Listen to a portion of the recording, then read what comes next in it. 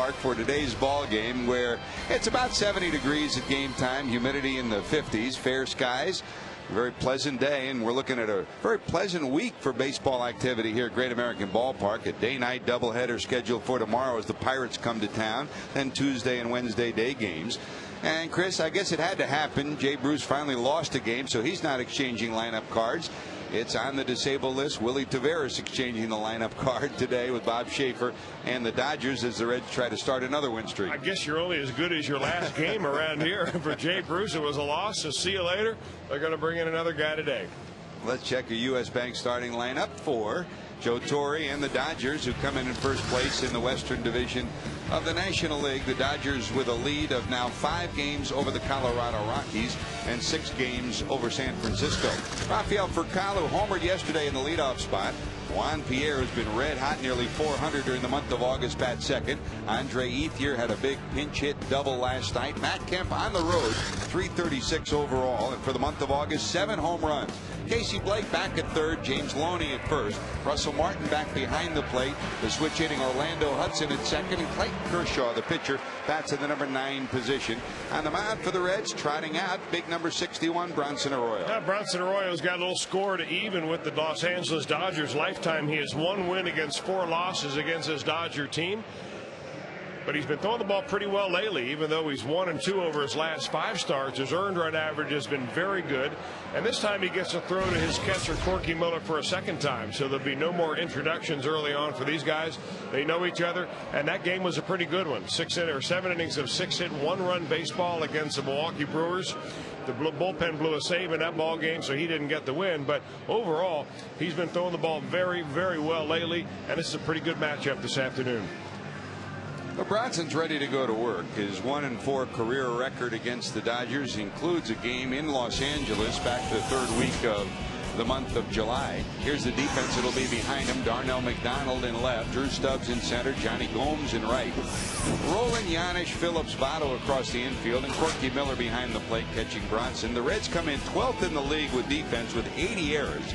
That's 20 more errors than the Dodgers have. The Dodgers are 2nd in the league in defense.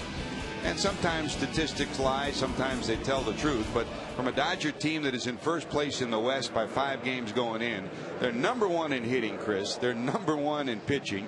And they're number 2 in defense. So added up, it's a pretty good club. Well, absolutely, George. And you figure that they would be good in pitching. Dodger Stadium is a good place for a pitcher to work, both relievers and starters. But, you know, there's the guy that knows how to use his bullpen, and he uses it a lot. And you can see that the teams that he has managed, over 2,200 wins for Joe Torre. And they really probably, George, after coming through Colorado, taking care of business there, they expected to come into Cincinnati and take at least 2 out of 3. They're in a position to do that. The rubber game being played today.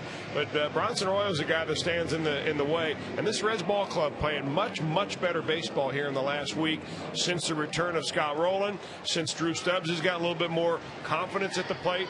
And this team feeling good about itself. It's a nice clubhouse before the game, and I expect this to be a very hard-fought ball game this afternoon. Here's Bronson ready to go to work, facing Rafael Furcal, Juan Pierre, and Andre Ethier at the top of this lineup. Furcal against the Reds, he's hit well, over 300, 338. Yesterday, he snuck one down into the right field corner, batting right-handed for his 13th home run against Cincinnati and his 7th of the year. First pitch swinging, popped up. Brandon Phillips, the Gold Glover, calling for it. He'll haul it in, and there's one away. For Kyle's 13 home runs against the Reds, that's more than he has against any team in baseball. And he snuck it down the left field corner and the right field corner time and time again against Cincinnati. So Rafi's retired. There's one away. And here comes Juan Pierre. Oh, and Manny Ramirez went out with his 50-game suspension. All Juan Pierre did was hit 350 in his place, and he's still hitting over 300, 324, no homers, 28 knocked in. This month he's hit 389. And he never says boo. He never complains whether you put him in the lineup or not. Talking to Joe Torre yesterday before the game, he said no matter where he is, you know where he's going to be. He's going to be the first guy out on the field. He'll do all his work every day. How do you conduct yourself? Joe Torre says he conducts himself in the highest manner as a professional.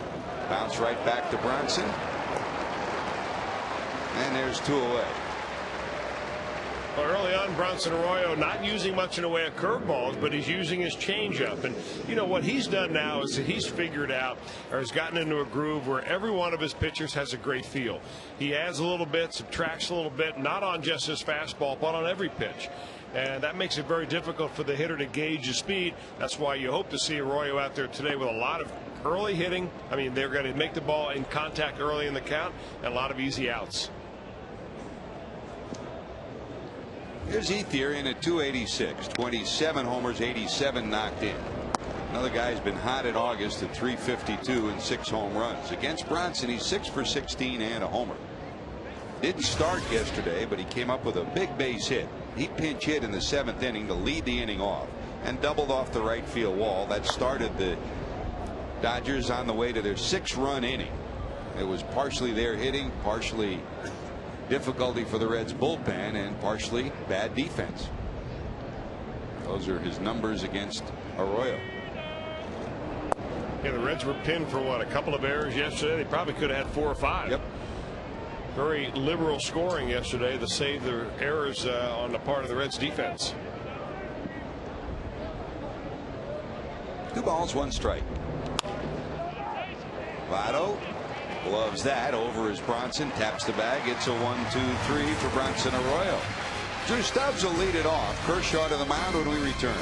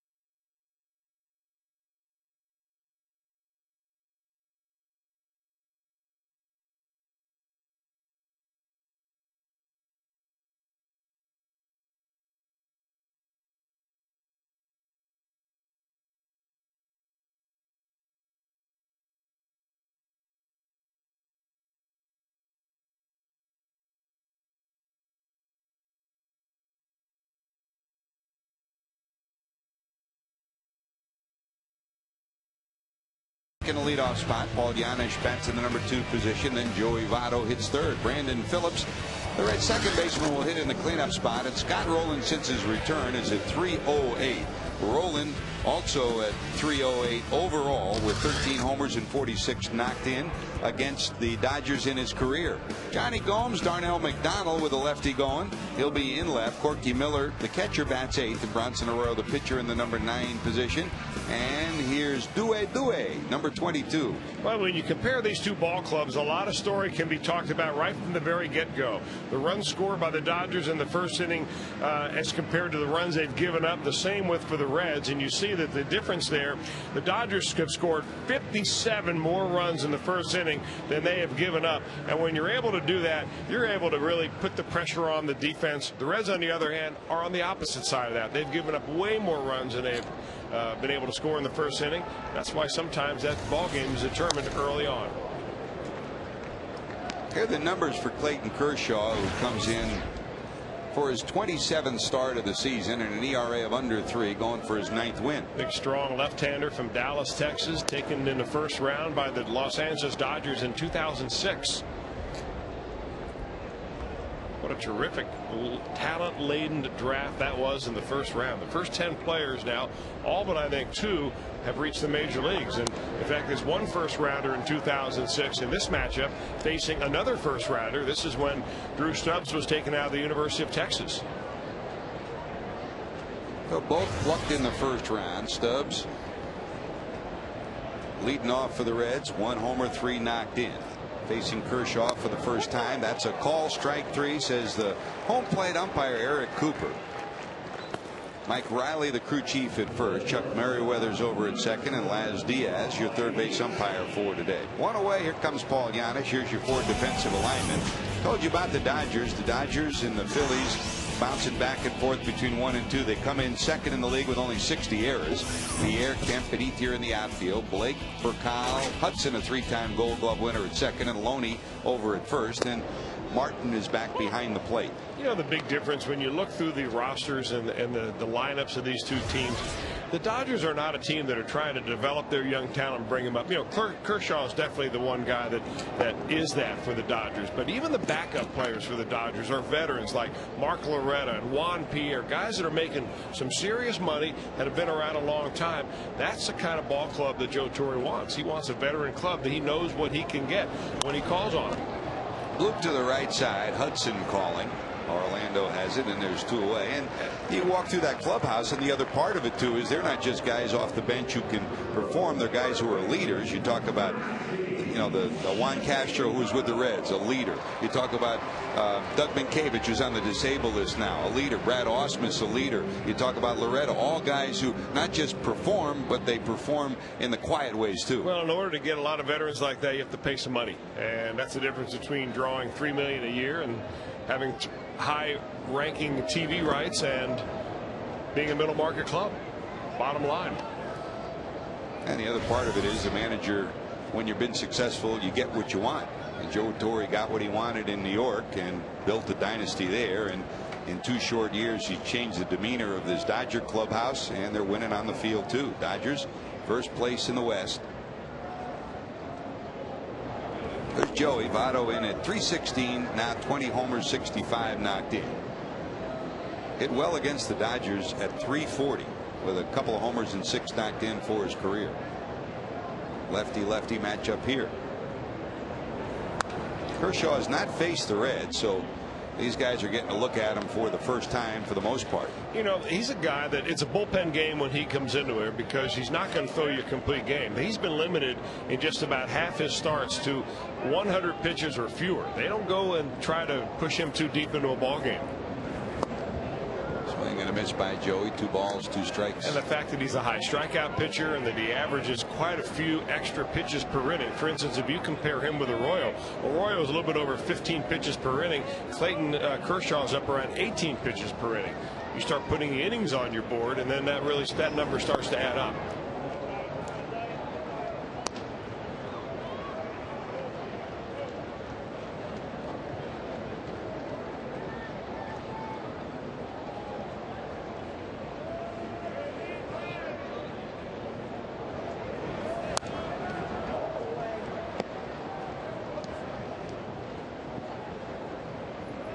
Three balls, 2 strikes, 2 outs. Pretty good in a full count is Joey, and really pretty good in every category is Joey this year. In fact, it was the second game in Milwaukee where Joey Votto finally qualified for the batting race after the lengthy stint he had on the disabled list. He qualified based upon 3.1 plate appearances for every game your team plays. So Joey didn't make it into the top 10 list until this past week in Milwaukee. He's now among the league leading hitters. Not this time though. Kershaw gets 2 strikeouts in the first. 1, 2, 3 go the Reds. To the second we go. Kemp will lead it off.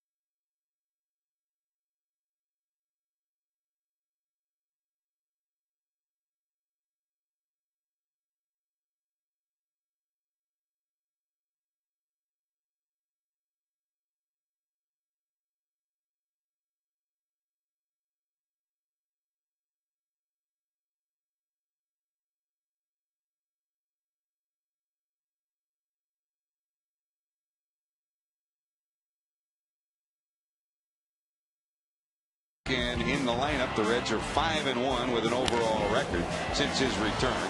He's swinging the bat well, playing solid defense, and that's not missed by the opponents either. When you talk to opposing managers, Kenny Maka in Milwaukee, and now here Joe Torre, this lineup looks a lot different. The defense looks a lot different with number 27 in it. Here's Matt Kemp. Speaking of a guy who makes your lineup look a little bit different, Kemp, 315, 20 homers, 83 knocked in. Another number 27 who's having an impact on his ball club.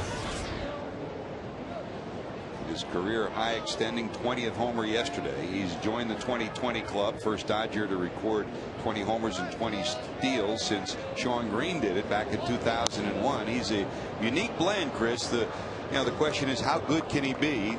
His potentials certainly list him as maybe one of the possible best players in the league if he continues to put these kind of numbers up. Well, they moved him around the lineup at quite a number of different places, obviously, whether Manny is in the lineup or not, but he's got a good eye at the plate. He's got tremendous power. He can go get the ball in the outfield, one of the brighter stars around. And boy, would he love to play in this ballpark, because he mishit that ball big time. In fact, he just popped it up. That ball went to the warning track in dead center field. You see the numbers on him. The last 3 years have been very impressive. His home run totals have been going up every year. His run batted in totals going up. And that on base percentage at .373 this year for a third-year player, that is about as solid as you will find. 20 homers and now 28 stolen bases. So 2020 for the Dodgers is number 27. Here's Casey Blake in at .275, 16 homers, 70 knocked in. Dodgers picked up Manny Ramirez midpoint of last year in the three-way deal that brought him from Boston. They also picked up this guy from the Indians, and he has solidified third base. Third base was a revolving door for the Dodgers before he arrived. He just took it over last year. Originally drafted by the Blue Jays, moved around the American League since making it to LA last year, and Joe Torre lists him as another one of those intangible guys who's made his club better. Now, there's two sides of that. I asked Casey about, who mentored him when he came up, originally drafted by Toronto over in the American League. And he said nobody.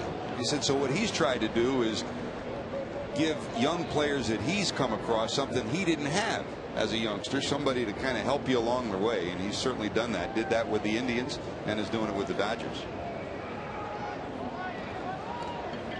2 balls, 2 strikes. Loney on deck.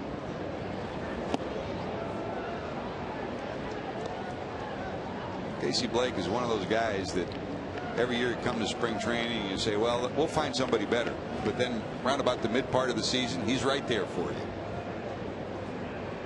Solid professional with the glove and the bat. Something to be said about somebody who just shows up to work and gets it done every day and doesn't look for the headlines.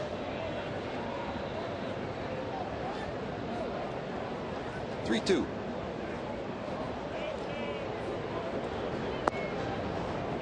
That breaking ball misses. There's a first walk allowed by Bronson. 1 out, 1 on, and here comes James Loney. Loney's had some numbers against Bronson, 8 for 14 and a homer against him, and against the Reds. He's the best hitter in this Dodger lineup. He's in at .424 with 3 home runs against Cincinnati.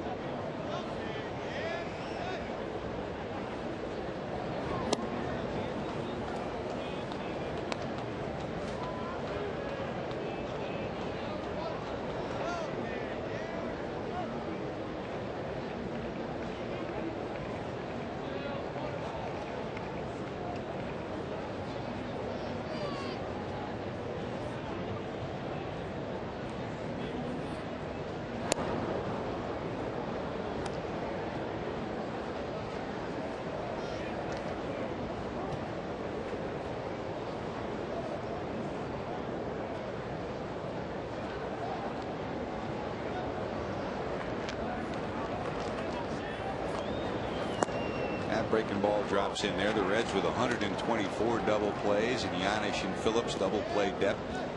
Hoping that Arroyo will get him to roll into one, and if there's one change from when he first came over from Boston, Chris, he'll get a lot more ground balls now than he ever did before. Well, he's had 17 ground ball double plays this year so far, which is not a high water mark for him, but certainly above average at this point in the season.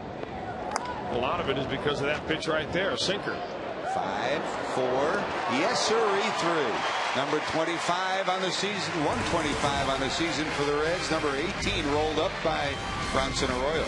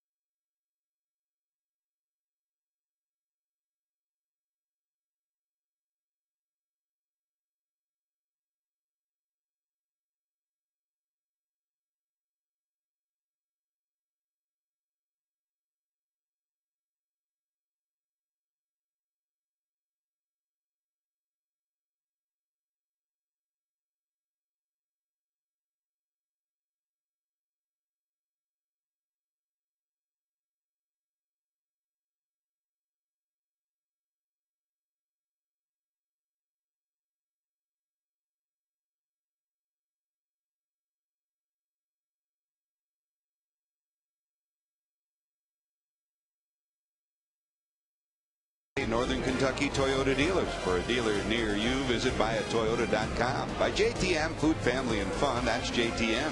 By Geico, 15 minutes could save you 15% or more on your car insurance. Visit us at geico.com or call 1-800-947-AUTO. And by Jeep.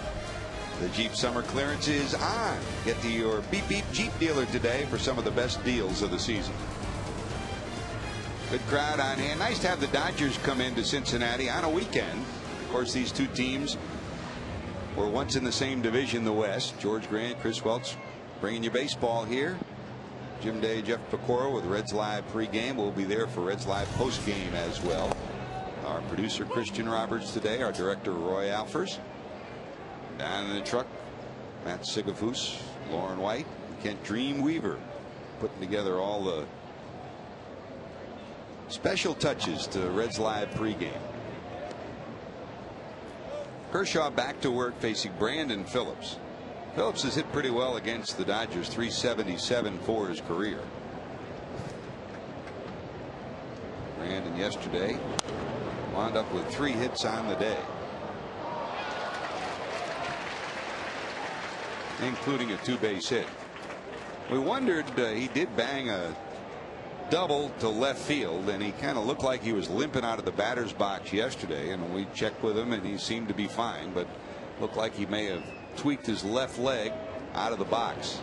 Either that or he thought he had a home run, but he said he's fine today. Swing and a miss, and held on to by Martin, so that's strikeout number 3 already. This left-hander's got it working. 3 strikeouts for Kershaw on the first 4 batters he's faced. And here comes Scott. Rolling in at 250, a homer and 5 knocked in. Since coming back to the lineup, he's over 300 and over 300 against the Dodgers at 308.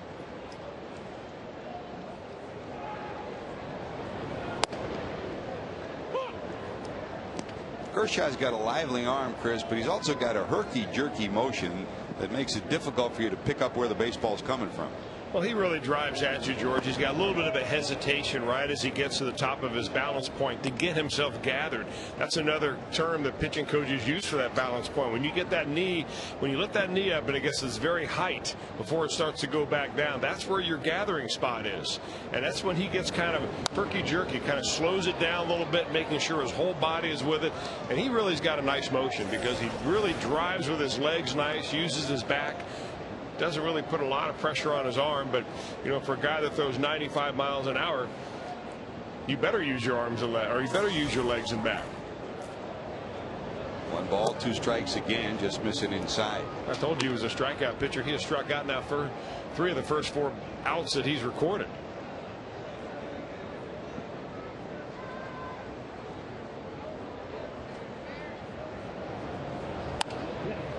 Loop towards center. That'll drop for a hit. Scott Rowland on for the Reds. A 1-out base hit here in the second. That'll bring up Johnny Gomes. And well, he got that breaking ball. He got that little hanging curveball up a little bit, and he's got a hammer of a curveball. Clayton Kershaw's checking it out on the big board here.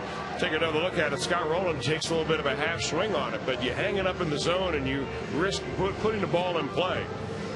A little bit of a slice action job for Rowland, and he picks up the Reds' first knock. You know, Kershaw's the kind of guy that when he comes out of the bullpen, he's got no-hit stuff almost every time he comes out. I mean, throwing in the mid-90s with a big hammer of a curveball. Problem is trying to get him deep into a ball game. That's the tough part. Here's Gomes, the Reds' best hitter against lefties. He's in at .347 against left-handed pitching, and he's just been hot overall. Hit safely in 5 of his last 6, over .400. And 11 of his last 13. The power numbers continue to jump. Now 16 homers and 40 knocked in.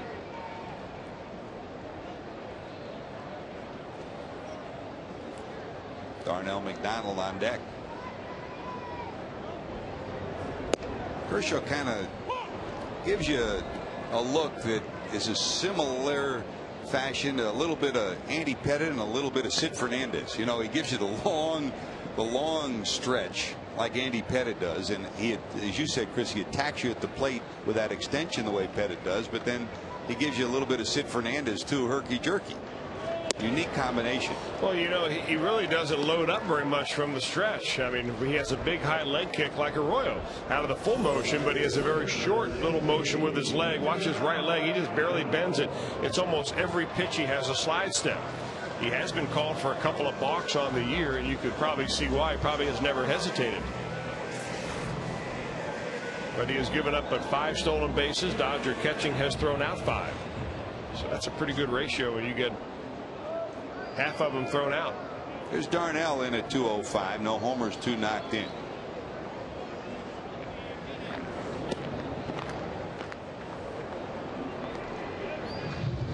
That looping breaking ball dropped out of his hand for a ball. Darnell takes a look at Mark Berry down in the third base coach's box for the Reds. Down at first as usual, Billy Hatcher. Corky Miller, the number 8 hitter, on deck for Cincinnati.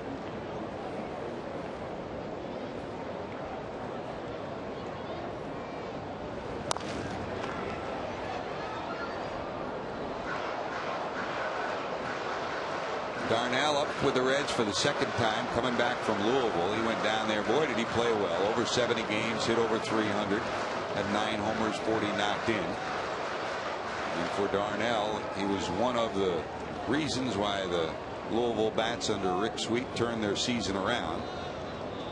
It really started to turn around in May, and this would hit a ton to left, going way back. Forget it. That's upper deck bound and gone.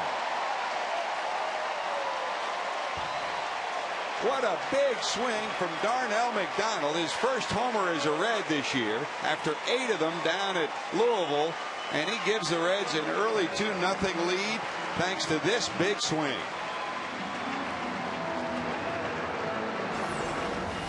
Well, he's waiting for a fastball, Darnell is, and boy does he ever turn on it. 93 miles an hour coming in, about 103 going out.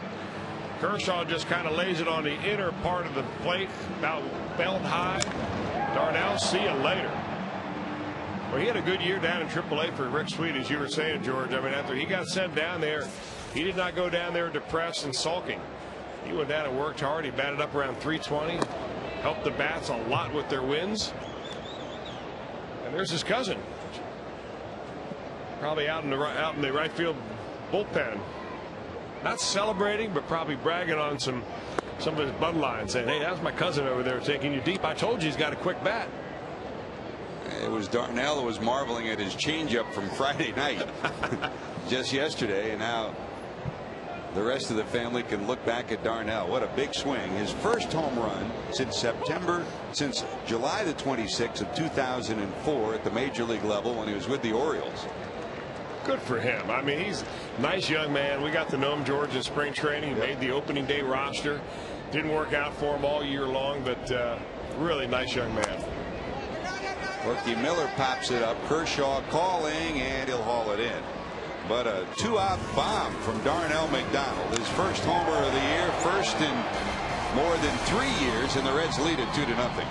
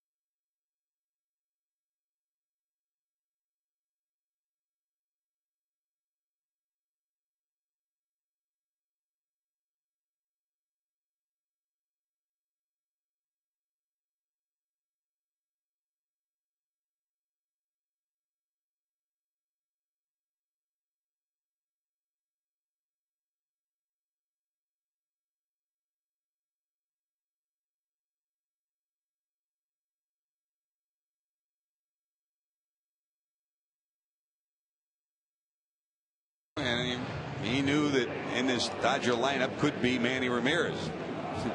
A Royals quote of the day: the only good thing about a 1 p.m. game on Sunday is that maybe Manny Ramirez might not want to get out of bed. And well, Manny's getting a day off today, not in the lineup to start at least.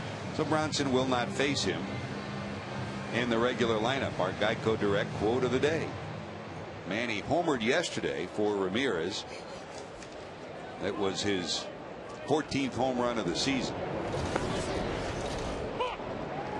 So here's Russell Martin to lead it off as we go to the third. By the way, Rob Butcher of the Reds PR department has sent a correction to us. The Reds had first listed the last home run for Darnell McDonald as the 24th of July of 2004, and they now say that is his first major league homer. So he did not have a home run. He had his first major league hit in 2004, but not a home run. So that's the first home run for Darnell, and you know they'll be searching for that up in the upper deck, Chris, and try to get it back to number 16. Well, it hit in the upper deck. I mean, way back there by one of the portals, and then it bounced back into the lower deck. So Rob Butcher may have to send his entire crew out there to try to recover that baby.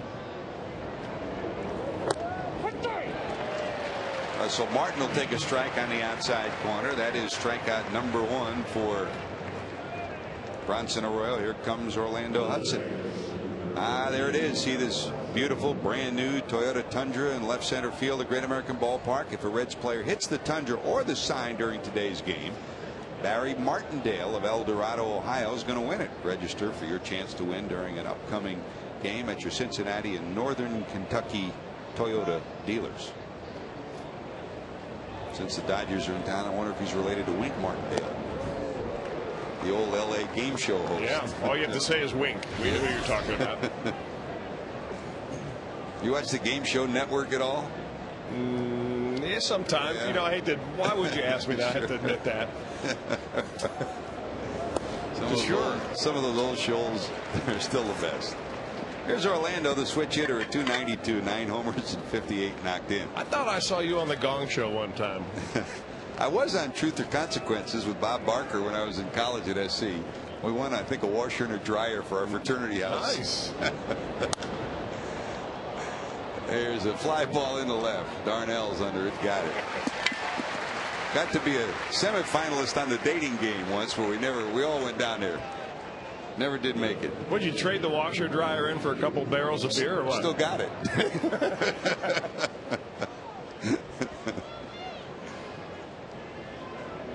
Here's Kershaw with 2 away in the third. Clayton on the year and at 0.95. 42 at bats and 4 hits. No extra base hits and a run knocked in. You know, facing the Reds yesterday faced a pitcher, Charlie Hager, who's a knuckleball pitcher. And, you know, those guys throw it slow and it kind of moves all over the place. It takes you completely out of your sorts as a hitter. Same with Bronson Arroyo today. It's as close to facing a knuckleball pitcher without facing a knuckleball pitcher. Yesterday it was the Dodgers who got the homers. So far the Reds have won and lead it 2-0.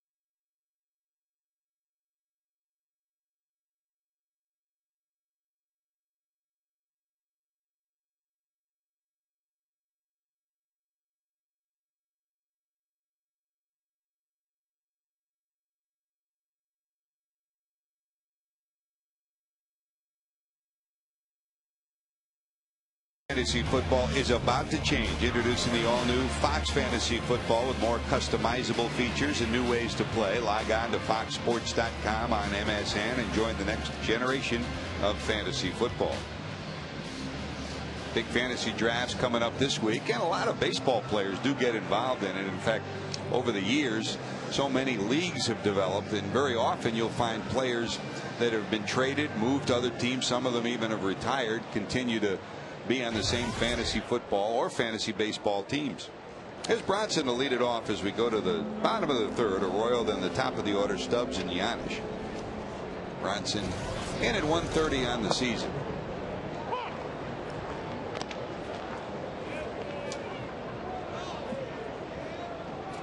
Arroyo with the 130 average. The number that jumps out at you, though, is his 13 sacrifices. He leads the Reds in that category.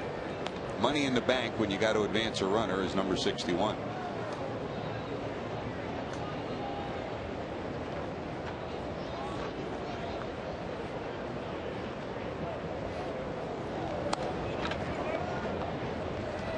One ball, 2 strikes.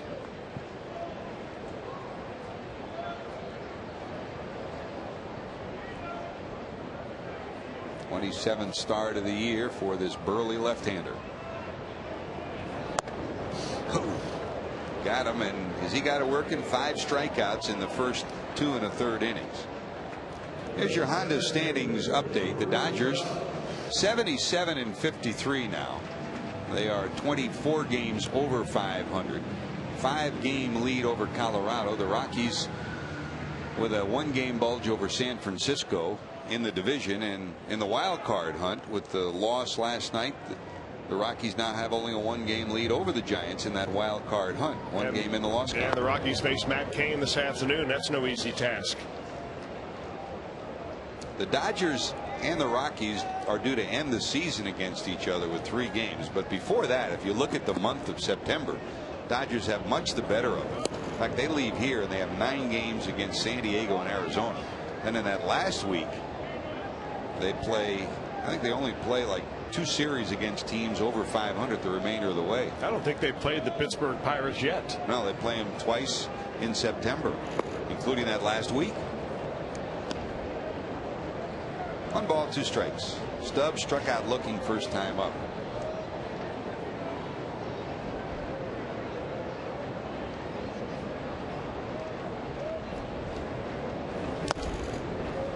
Strikes out swinging this time, and for Kershaw, that is his 6th strikeout.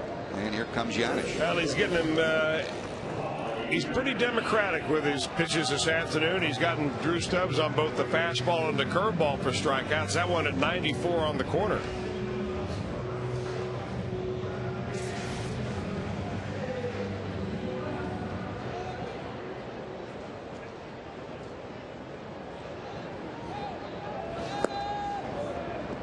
Now we forget about it, Chris, and the old time and veteran Reds fans remember it so well. The Dodgers and the Reds, really, it was Dodgers and Giants on the West Coast, but beyond that, the Dodgers and Reds rivalry was as good as any in baseball.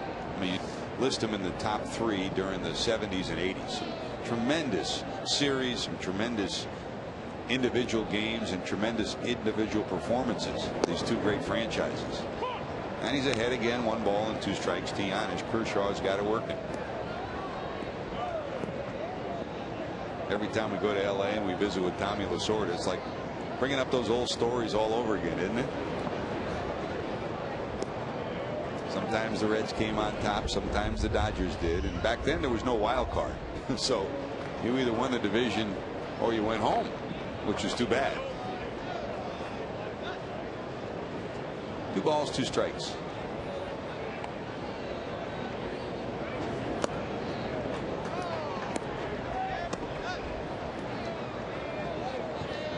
And for Dodger fans and Reds fans of the Dodger rivalry, it's nice to have them here on a weekend where people can come from all over the Midwest to see them. Popped up. Loney calling. He's got it. It's another 1-2-3. The Reds on a base hit by Rowland and a homer by Darnell McDonald lead it 2-0.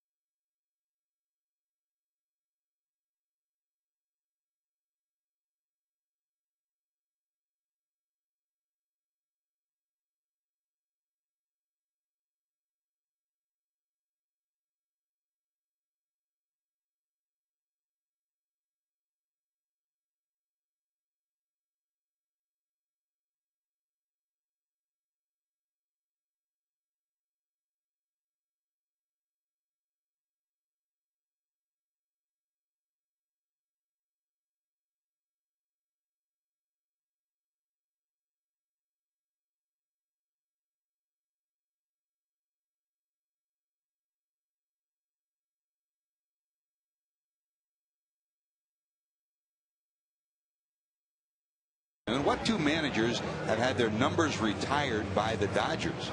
what two managers have had their numbers retired by the Dodgers? Answer coming up. Speaking of Dodger history, Chris, there's one of our favorite guys, and congratulations, Billy Delory, who was the traveling secretary for the Dodgers for so many years, and now he's emeritus. He travels and just takes care of all the bits and pieces of Dodger travel, and starting on September the 1st, that will mark the beginning of his 60th year as a Dodger. What a special guy he is. You know, how did he ever escape, especially being in LA? the talent searchers for character actors in LA. I mean, if he doesn't have a face for being a character actor in LA, I've never seen one. His eyes always peering out, watching. Let's get the profile. Man, no, I don't think you want that. That's the best shot. We waited to get the best shot we could. Wonderful guy. Billy D. Oh, he's the best. 60 years. Wow, I didn't realize that. Starting September the 1st, it'll begin his 60th year. And he said, I said, how long, why have you stayed so long? He said, because I had a wonderful owner, meaning the O'Malley family. Yeah. He and Peter still remain very close. They talk on a regular basis.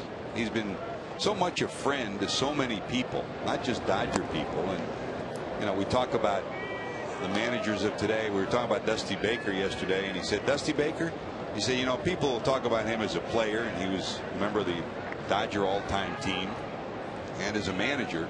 When Dusty came over to us, and here's the 2-2, that's inside, he said that he'd be the guest on the post-game show, and in his whole time with the Dodgers, every time they gave him a $100 gift certificate, what do you think he did with it? He gave it to me. That's the kind of guy Dusty Baker is, too. And those are the kind of stories that Billy Delory has about player after player who have really been helped so much by him. He's bailed so many guys out of difficult situations, been so much a part of Dodger history and tradition. And congratulations on 60 years, Billy. Well, obviously, he moved out west with the Dodgers, having started back in Brooklyn. And a fascinating story about the whole O'Malley family, about how they started getting into Dodger baseball way back when, and the move out west, and all chronicled in a book, George, and I know that you probably have seen it as well, Forever Blue by Mark D'Antonio. I didn't see Billy's name in it, but I'm sure that he was there to verify so many of the very interesting stories as to how that all happened. Well, they did contact him, but you know him. He didn't want to be a part of anything. Yeah. In fact, if he knew that we took a shot of him today, he'd be in here yelling at us. There is some of the Dodger faithful that have made it here. Carl Erskine was here yesterday, as a matter of fact. Really? Yep. Great. Oloisk still looks pretty good. From Brooklyn to L.A. in 1958. Reds and the Dodgers, of course, opened Dodger Stadium. There's a shot caught. Dropped by Votto, but then he'll pick it up and tap the bag, and Juan Pierre is retired. He's 0 for 2. Nice play by Joey Votto. Well, you bring the infield in because you think Juan Pierre is a bunt waiting to happen, but he also can slap the ball rather sharply. He does that. Joey Votto, good reaction time right there. Smothers it. Takes care of it by himself. 2 away, and here's Ethier, who bounced to Joey first time up. I think Wally Post might have had the first hit at Dodger Stadium, if I remember. And our great friend, in fact, you and I were just talking about it in the last inning, Gordy Coleman, just talking about the great rivalry. Gordy had one of the first runs batted in or hits at the stadium. Backhanded by Joey. As always, Arroyo covering the bag. And that's a nice inning for Bronson. 1, 2, 3, 3 ground balls. Defense, you know you love it. Thanks to Votto and Arroyo, Reds are out of that inning. Here we go to the bottom of 4. Joey will lead it off.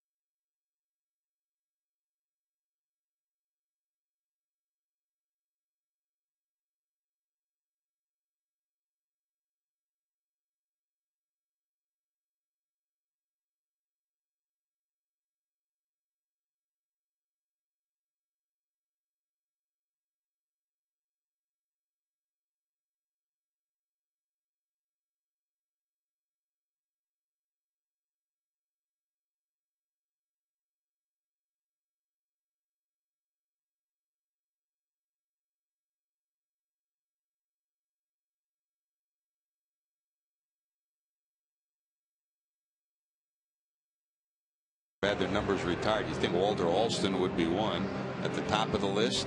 Who would be the other? Tommy. Number 2, Tommy Lasorda. Number 24, Walter Alston. Hall of Famer Tommy Lasorda.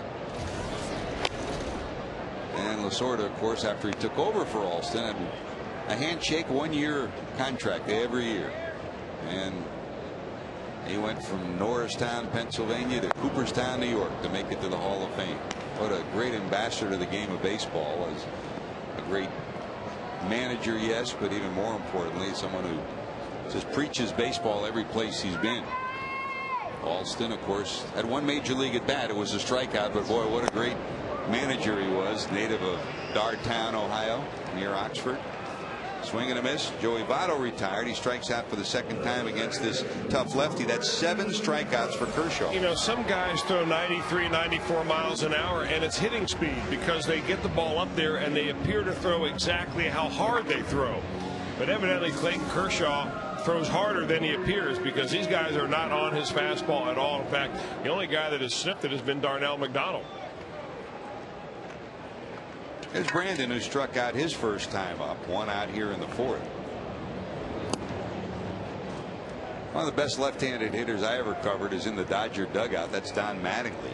And Mattingly, we were talking about the other day about how to get out of a slump. And he said, when I'm in a slump, I always wanted to face a tough lefty because it forced you to concentrate even harder, to really gear yourself up mentally and emotionally as well as physically. Nobody was better than that guy. Had it not been for the back difficulties, I mean, he'd be in the Hall of Fame right now. Certainly brilliant defensive player, outstanding offensive player.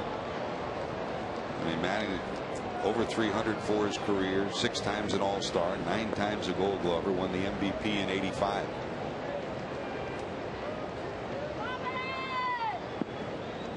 One ball, 2 strikes. The Dodgers lead the league in their record. They also lead the league in hitting tutors.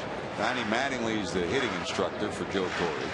Jeff Pentland also does a tremendous job. He'll be in charge of all the video chronicling of Dodger at bats, and he and Mattingly will work together on that. And then former Red Mark Sweeney is also part of that equation. There's a bouncer into center. Phillips has a base hit. The Reds have their 3rd hit, a 1-out single here in the 4th. Here comes Scott Rowland, who singled first time up. And don't forget, when the Reds get it done with a run batted in this season, that means another $25 from Shakely goes to the Reds Community Fund. Shakely, it's done. Dodgers had the all-time pinch hit record holder in Manny Mota. Mota was the one who tutored Lenny Harris after Harris was traded from the Reds to the Dodgers. Harris became the all-time hit leader, passing Manny. And Mark Sweeney's in that top 5 list too of great pinch hitters of all time. We kind of remarked when he was with the Reds, Chris, that was that '99 year. What a great year. He was part of that equation for the Reds. You had to figure sooner or later, when he decided to pack it in, he might be a hitting coach. They got a lot of coaches over there, do they not? Yep.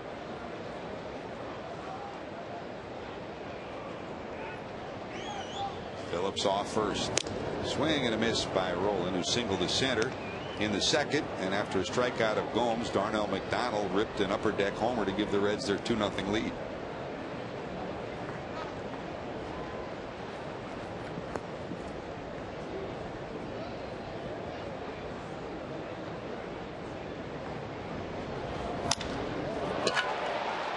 Right center field, going over is Kemp at the warning track. He'll squeeze it, 2 away. And tagging and going to second will be Phillips. Great job by Brandon. And he didn't waste a moment. He went back to tag up. And as Kemp got his pocket pick, sliding into second on an alert play is Brandon Phillips. It's not like Kemp was hot dogging it out there either. It was just a heads up and speedy play by Brandon Phillips. Remember, it was in Los Angeles that Brandon Phillips was benched for not hustling. A lot of people on the Dodger team were talking about that, saying, well, what's with this guy? Well, he shows the exact opposite of the no hustle that he showed in LA, and picks the pocket of Matt Kemp and gets into scoring position. I guess that answers the question we had from yesterday, whether Brandon's leg was okay. So Phillips in scoring position with 2 away, and here's Gomes, who struck out in the second. I'll tell you what, no outfielder likes that. Matt Kemp right now is furious, not at Brandon Phillips, but just about the way that happened. Just when you think you can take it easy out there, catch a fly ball. Going to third. That's a strike. There's nobody covering the bag, so he'll steal 2 in the inning. Now that's really a no-brainer play right there, because Casey Blake's playing very deep at third base, and he is not going to leave his position in the event that Johnny Gomes hits a little dribbler of a ground ball where to a place where he just left. That would have resulted in a run. So you hold your spot as a third baseman. You don't care whether the guy steals third base or not. But it does put a little extra pressure on Russell Martin behind the plate to maybe block one of these breaking balls if Kershaw dumps it in the dirt. 22 stolen bases for Brandon with the 2 in this inning. Gas.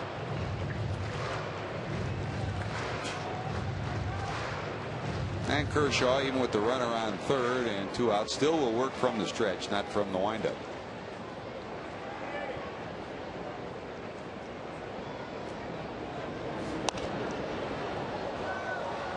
And holds at 1 and 2. They're underway in Florida. Padres lead the Marlins 2-0 in the 4th. Only game underway so far.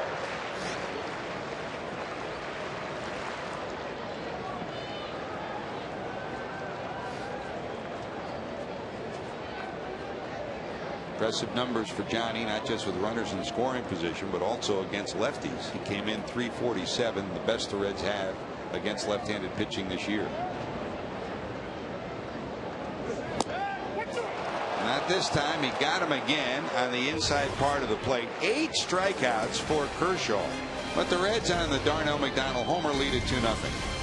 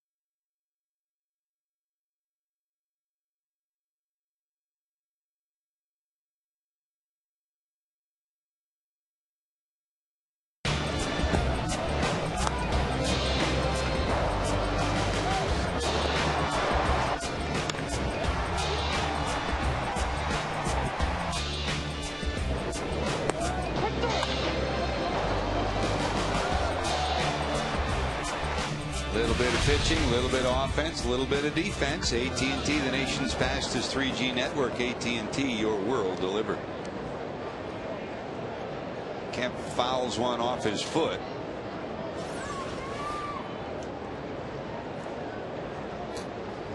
Right off the instep of the front foot, the left foot, for strike 1.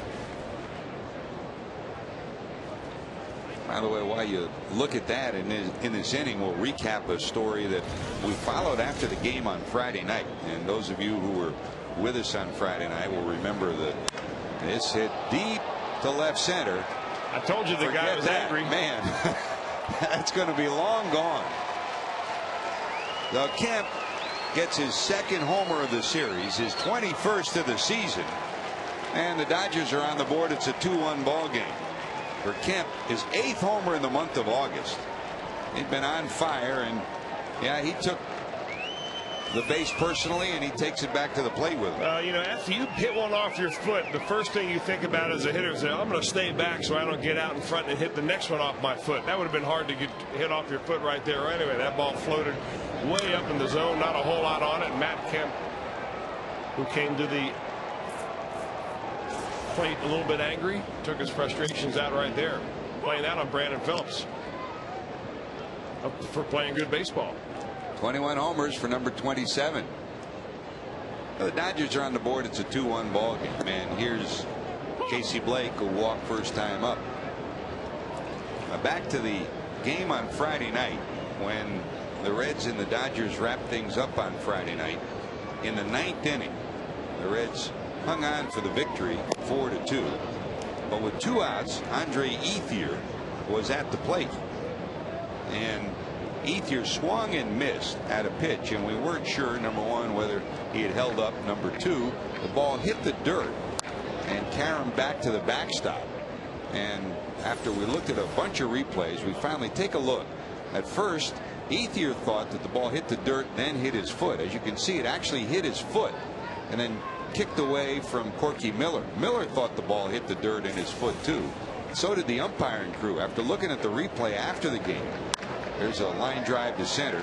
Blake gets a base hit. So back-to-back hits from the Dodgers after Bronson had blanked them through 4, a homer and a single.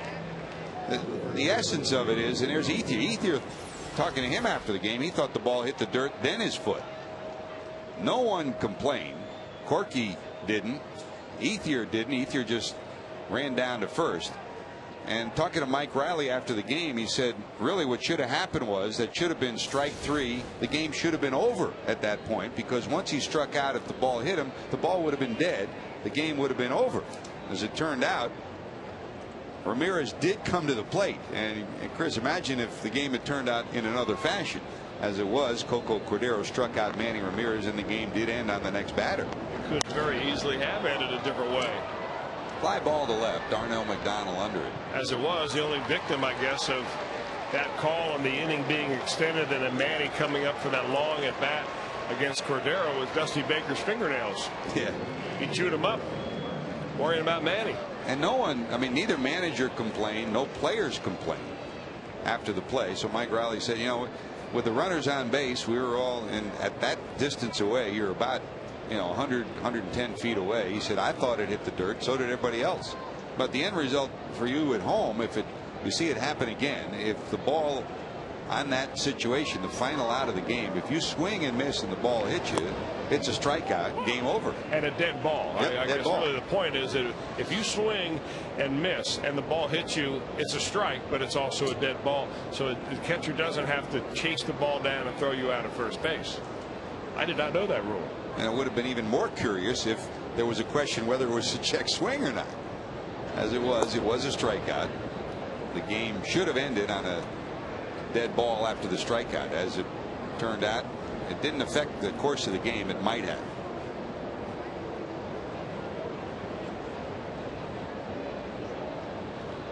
Martin at the plate with Loney down with Blake down at first after Loney's fly ball to left. Martin struck out looking back in the 3rd.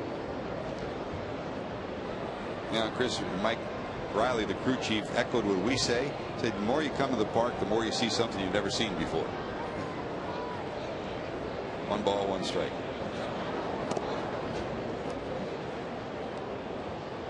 Greatest game in the world with so many twists and turns.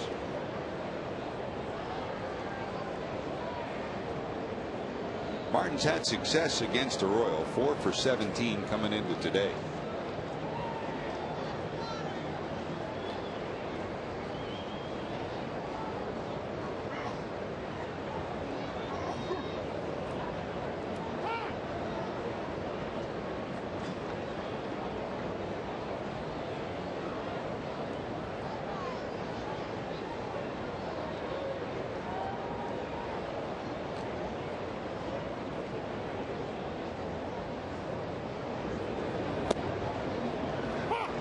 That's in there. started to talk about last inning. I want to send our congratulations out to Rick Sweet and the Bats, Chris, even though they lost last night 5-3 to Columbus. They clinched their second consecutive International League Western Division championship because Indianapolis beat Toledo 12-0. So what a great job by the players that have been down there, many of whom are up here now. Swing and a miss by Martin, second out of the inning, and also by Rick Sweet, and Smokey Garrett, and Teddy Power. What a great job they did down there. And what better way to spend your afternoon than at the Reds game? The next Paycor Business Day special happens Wednesday. Reds face the Pirates. While you're at the game, enter for the chance to win tickets to the next Paycor Business Day game by stopping by the fan accommodation station. For your tickets, call 381-REDS or go to reds.com.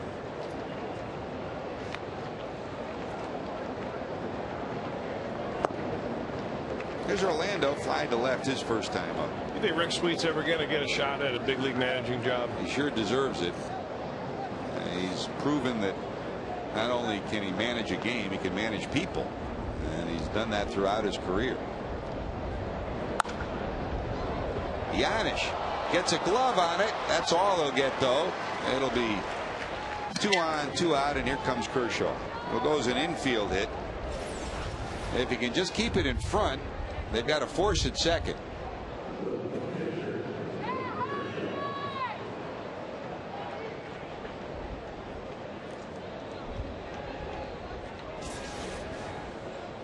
Well, infield hit for Hudson. He's 1 for 2. 3 hits in the inning. The leadoff homer by Kemp, singles by Blake and Hudson, and that'll bring up the pitcher Kershaw, who popped out first time up.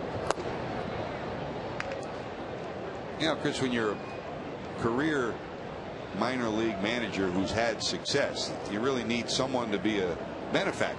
I mean, someone that you cross paths with, someone that, you know, might have been your manager or might have been one of your coaches, and all of a sudden is a general manager or has a position of authority that's willing to take a chance on you. You know, we talk about Bob Howsam taking a chance on Sparky Anderson, the guy who was a coach, then he went to minor league manager, then went to San Diego as a coach, and boom, they took this guy that nobody ever heard of. Yeah, you know, you can get that tag of minor league manager. It followed Dave Miley when he was here, having not played in the major leagues at all. I think that was something that, you know, those guys have sometimes a more difficult time overcoming, especially if you come to a team that has a couple of veterans and they look at you and say, well, what have you ever done? You know, as they are playing in their 16th or 17th major league season. And sometimes that's a tough bridge to cross, but if you're a good enough manager and a manager of people, you can get there. But you're right, you need somebody to believe in you who owns a ball club. 1 ball, 2 strikes. That's hit hard, and it'll go off the glove of Giannis, and that's going to allow a run to score.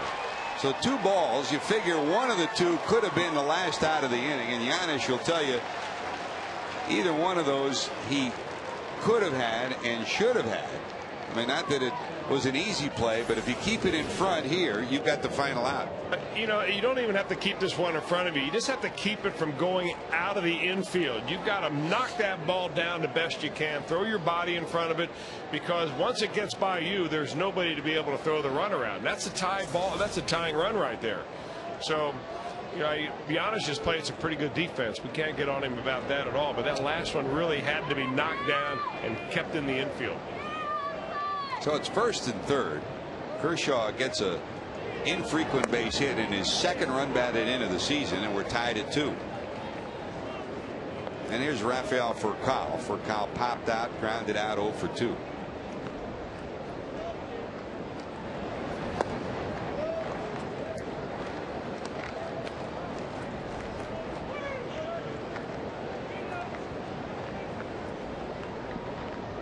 Well, the big Dodger bats have been successful with runners in scoring position. Furcal not one of them. He comes in at 186. With the runner sitting at 3rd in scoring position, Orlando Hudson.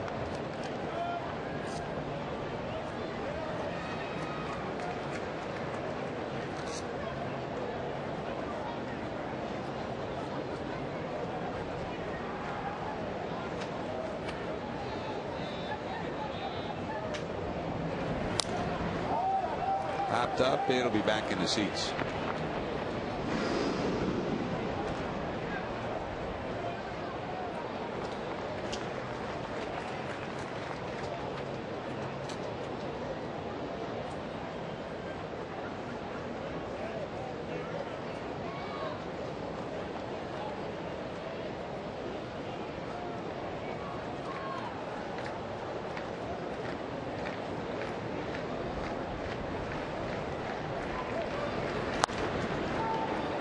Roland still falling backwards, throws a strike to Phillips, but damage done. Leadoff homer from Kemp, his 21st, and a run scoring single by Kershaw. We're tied at 2.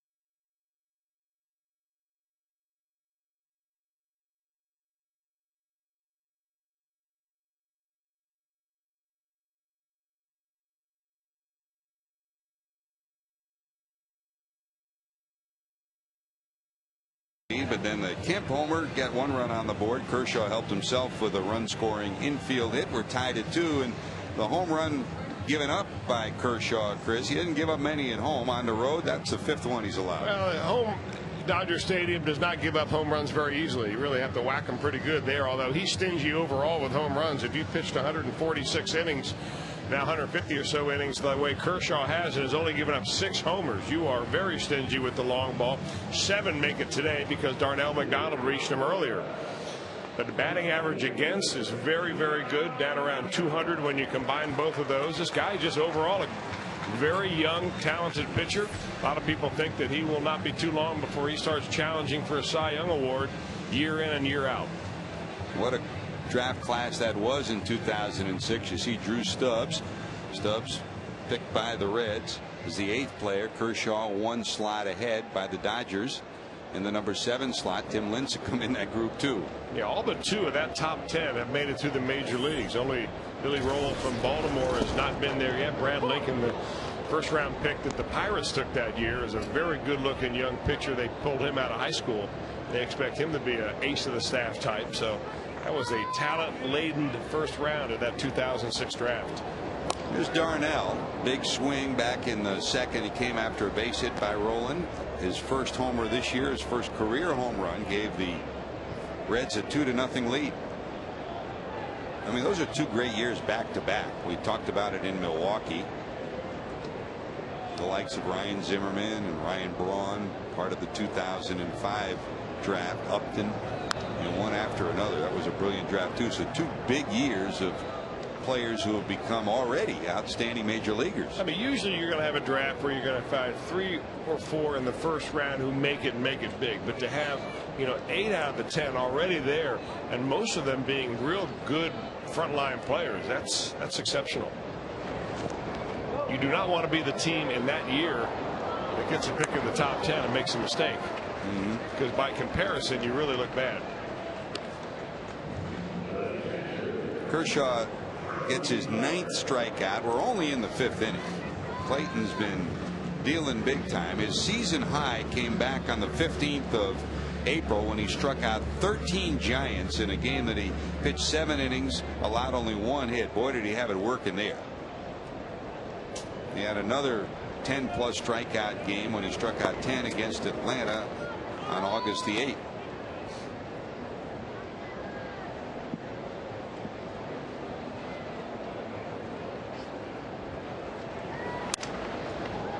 popped up right side.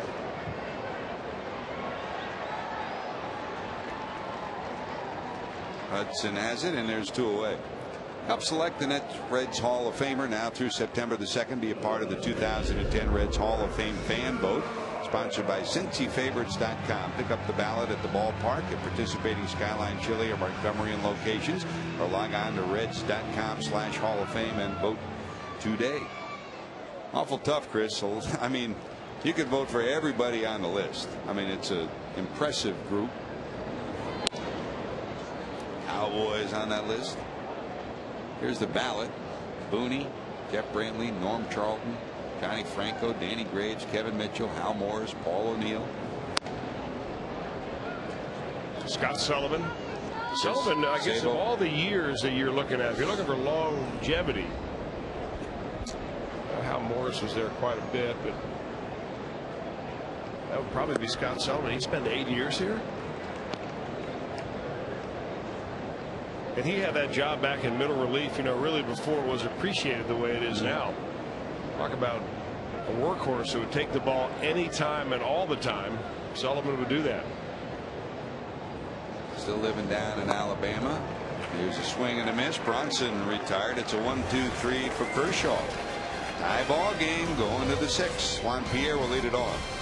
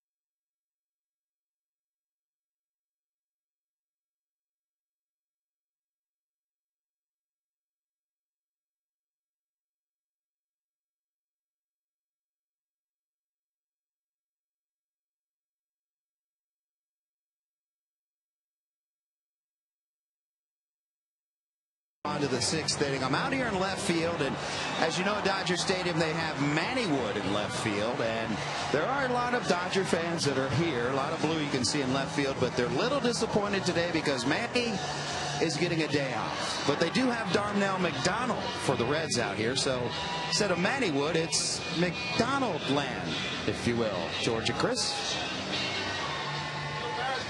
JD, we count on you to keep us up to date on everything, and you got your suntan lotion on today too? I don't, but people are blinded out here. The reflection off of me. I don't need any sunscreen. I actually need the sun to absorb some of the skin. We'll be all right though, George. It's a beautiful day. Make some Dodger friends out there. We will. No Dodger dogs in the house though.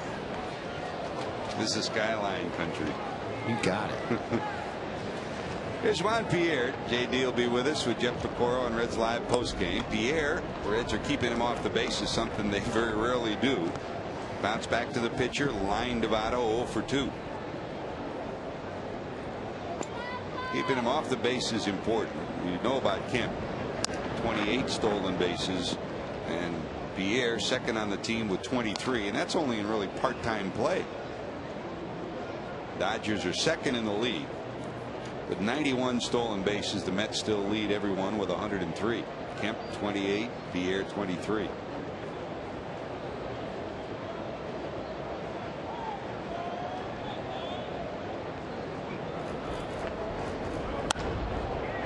Center field. Here comes Stubbs. He's got it. So Juan's 0 for 3. And here comes Ethier. Bounced to first twice. Hey, Reds fans, for a great tasting quality meal for your family, pick up a bag of JTM beef or chicken Philly cheesesteaks from your favorite grocer. JTM, food, family fun.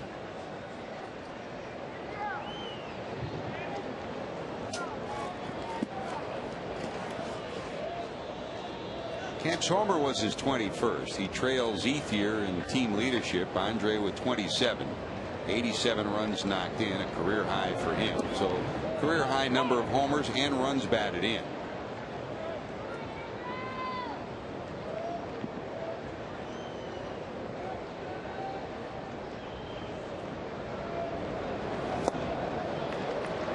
Trying to give his club a lead with that swing.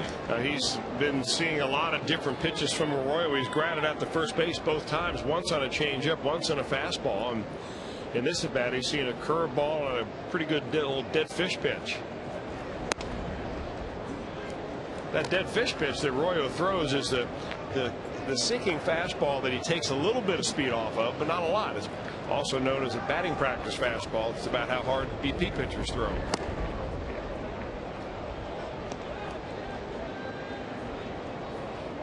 Two balls, two strikes.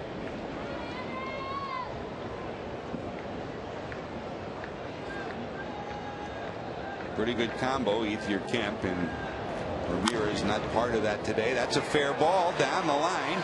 Kicks off the corner of the stands, and going into second will be Ethier.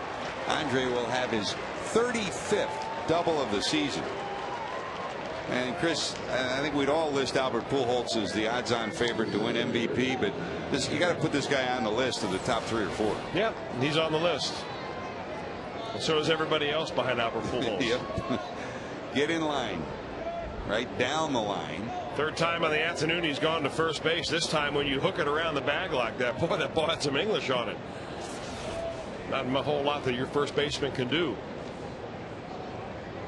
So he's in scoring position with a potential go-ahead run, and here's Kemp, who hit one a mile high in the air. It was caught at the warning track by Drew Stubbs first time up, and then in the 5th, the leadoff homer that went way back in the first level in left center field for his 21st homer.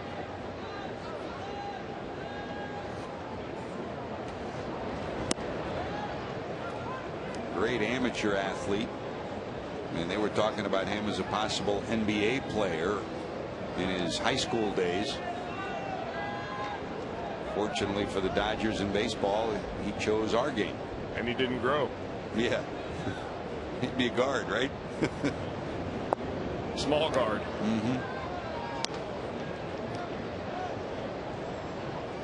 That really came true to home, wasn't it, when we saw Shaq in St. Louis? You know, you watch an NBA game on TV, you can't appreciate it. If you really want to watch an NBA game, you got to go down, sit on the floor if you can afford a $200 and some odd Shaq ticket. had the best line of the day, or at least maybe of the year out there. When you arranged for Daniel Herrera to go meet Shaq, and they stood next to each other, and Shaq looked down at Herrera and said, "How tall are you?" And he said, 5'6". Shaq said, "You don't look that tall." That's right. Daniel Ray still says it was a special moment for him. Daniel said, "Nice belt buckle." Yep. Bronson was the other guy who came over to shake hands with him on that day. What a great personality Shaq has, though. Man. Full count 3-2 to Kemp. He's on that rarefied list. The homer yesterday makes him a 2020 player.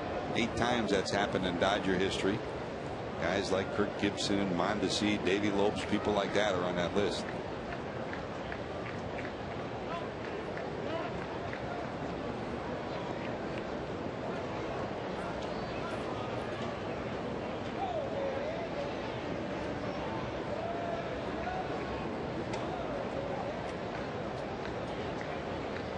Three, two, one out. Got him.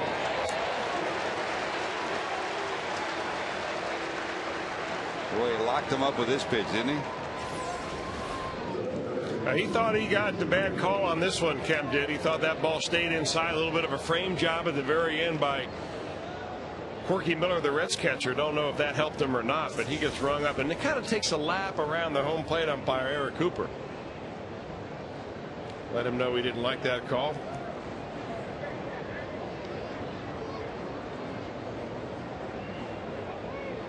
Three strikeouts for Bronson, 2 away, and here comes Blake, who walked and singled. He has given Bronson, I mean, obviously the home run by Kemp was huge, but he's given Bronson really the best 2 at-bats that he's faced today. Walked the first time, had a base hit the second time. He just doesn't seem like he wants to bite at any of those pitches that are just off the corner. Very patient hitter.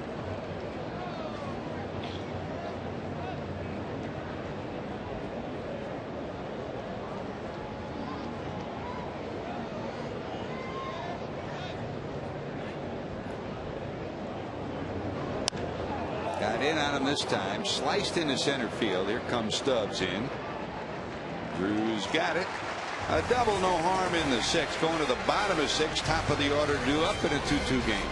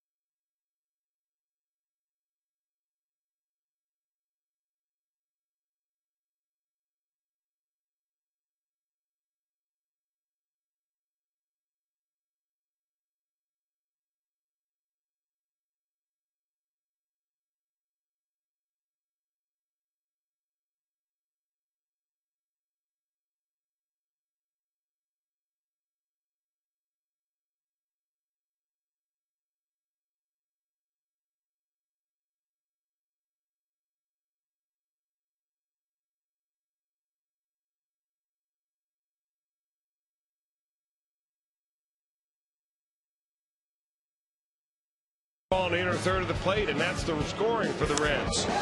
He unleashed that bat into the upper deck. It eventually bounced down in the lower deck. Darnell McDonald, his first major league home run.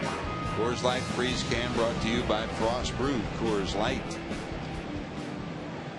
McDonald homer in the 2nd, followed a base hit from Scott Rowland. Those are the only 2 runs the Reds have.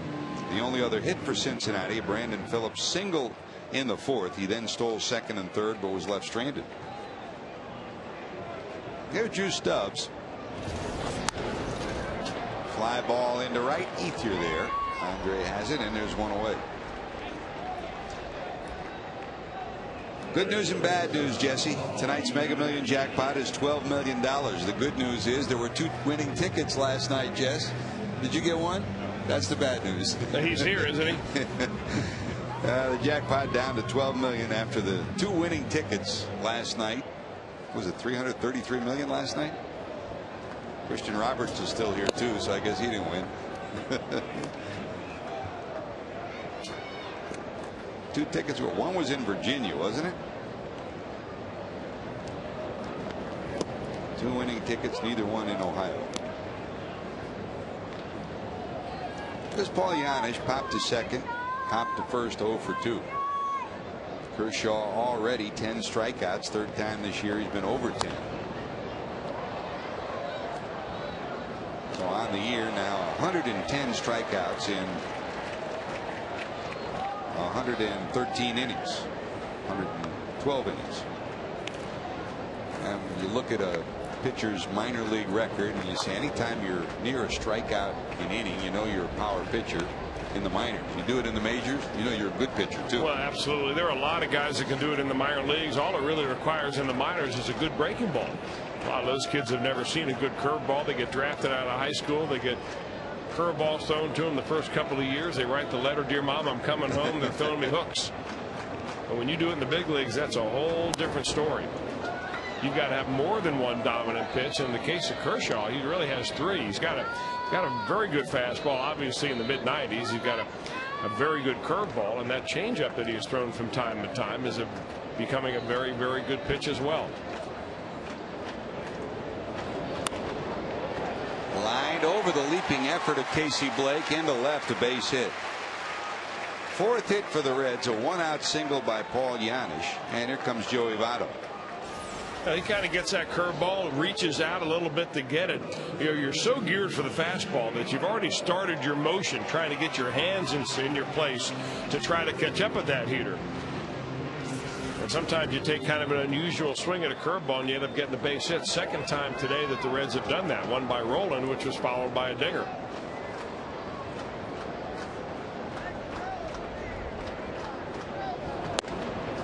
Oh, the injuries the Dodgers have had. You've got Kershaw, Randy Wolf, Vicente Padilla, Chad Billingsley, and Charlie Hager, the knuckleballer, won yesterday in their rotation.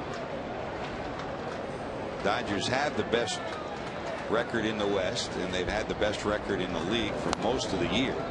But Chris, if they make the postseason, do they have enough to go to the World Series with the pitching problems they've had starting pitching? Well, you don't need all that many pitchers in the World Series. You need a good bullpen. They certainly have that. You need a couple of dominant starters, and if Kershaw is healthy and throwing the ball like this, you can put him in that category. Right now, Randy Wolf is one of their best pitchers. And at this time of year, a guy like Wolfie's a great guy to have. He's a competitor. He's been there before. Swing and a miss by Votto. A big old country fastball right there from the Dallas native. Throwing it right by Joey Votto, who, by the way, will be up at Jungle Gyms after the ball game today with Mike Connors from Coca-Cola and our good friend Bill Reinberger from the sales department here. Joey Votto will be up there at Jungle Gyms from 5:30 to 6:30, signing autographs, talking about today's game, talking about that balk move that Kershaw just dropped on him. Meeting with the tuxedo Jim Bonaminio, who will be asking about you. I know, George. Big Jim's there. You know it's going to be fun. 1 ball, 2 strikes. Joey's still trying to figure out Kershaw. He strikes out for the 3rd time today. 11 strikes out for Kershaw, and here comes Phillips. Now, coming into today, the Dodgers were #1 in hitting, #4 in starting position, starting pitching, and #1 in the bullpen. Their bullpen ERA 3.24. #4 in strikeouts. And the bad news for the Dodgers, other than San Diego, they've thrown more bullpen innings than anybody else in the league. You wonder if that might catch up to them, but we were wondering that back in June and July. It hasn't so far.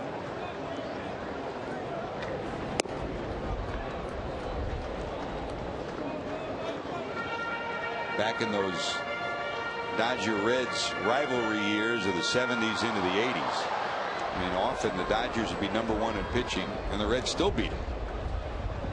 And it's been since the 80s, the Tommy Lasorda years, that they've had a team that's been #1 in hitting and #1 in pitching.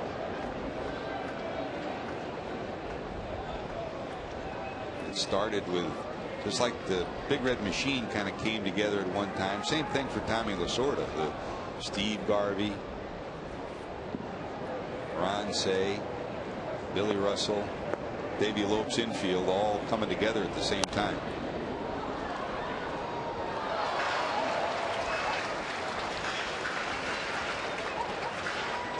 I guess if you think Dodger history, though, you still begin with pitching. Drysdale, Koufax, the likes of those pitchers. Fernando Valenzuela, who's a couple of booths over, who was brilliant in the 80s. Oral Hershiser.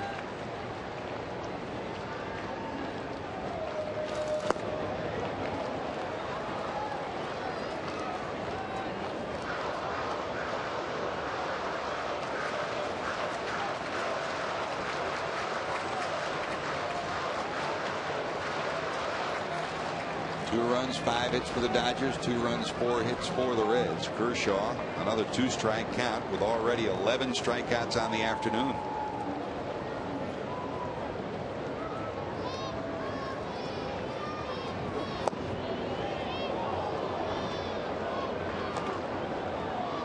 2.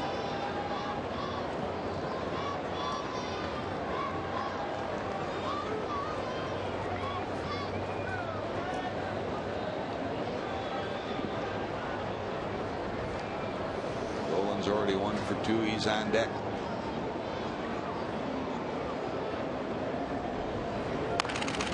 Down to third. Blake has it. They'll get the force at second. The Reds will strand a runner here in the 6th. We're still tied at 2, going to 7 in Cincinnati.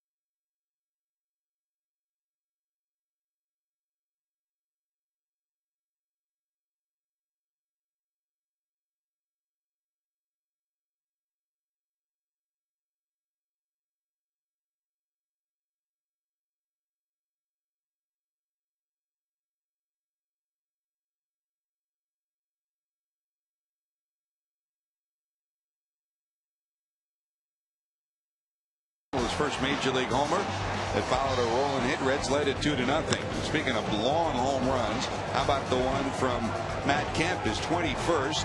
That made it a 2-1 ball game in the 5th. Later in the inning, Kershaw got a base hit to tie it. Meanwhile, Kershaw and Bronson Arroyo both have pitched great. 2 runs, 5 hits for the Dodgers. 2 runs, 4 hits for the Reds. The Reds have left 2 on base. The Dodgers only 3, because this has been, for the most part, a pitching dominated afternoon. As Bronson faces James Loney as we go to the 7th. Loney, Martin, and Hudson due up. James bounced into a double play and flied out 0 for 2.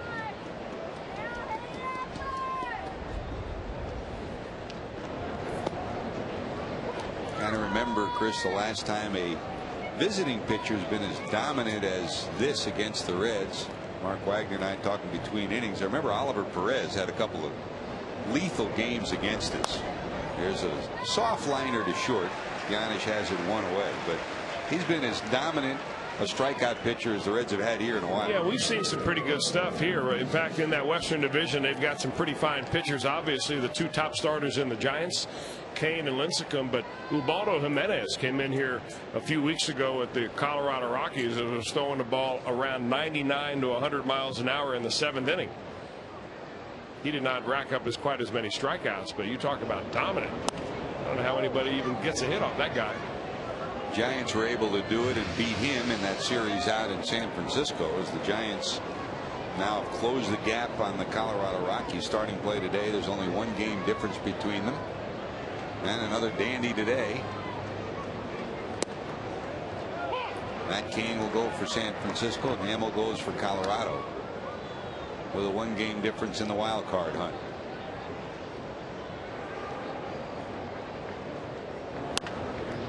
Down to third. That's a fair ball. Rolling over to Votto. Martin retired. He's 0 for 3.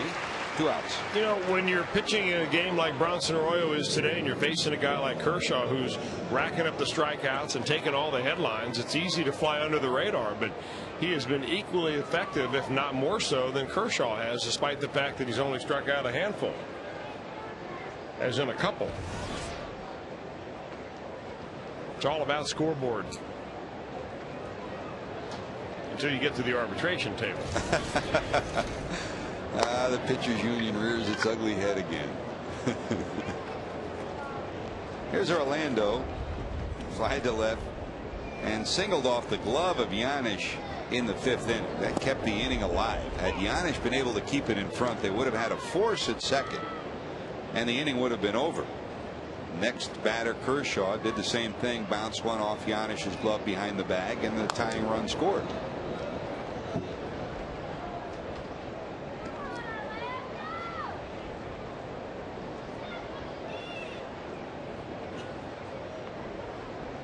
A lot of great decisions made in the offseason by a lot of teams. This may have been one of the best. Orlando Hudson, coming off his wrist injury of last year, didn't sign until spring training, and he's been a great acquisition. How about that, behind the back? And they get the out. Take another look at this. Does it look neat? You bet it does. A flipperoo underneath the glove, and there's your final out. We'll keep it right here. We're very pleased to welcome one of the Reds' own from the Reds equipment staff and the clubhouse downstairs. Josh Stewart's going to sing God Bless America. A great young man, and you'll be treated to this. Let's go down to the field to Josh Stewart. God bless America, land that I love. Stand beside her and guide her through the night with the light from above. From the mountains to the prairies to the oceans wide with foam. God bless America, my home sweet home. God bless America, my home sweet home. Great job, Big Josh. You nailed it. Now time for the 7th inning stretch presented by Cincinnati Bell.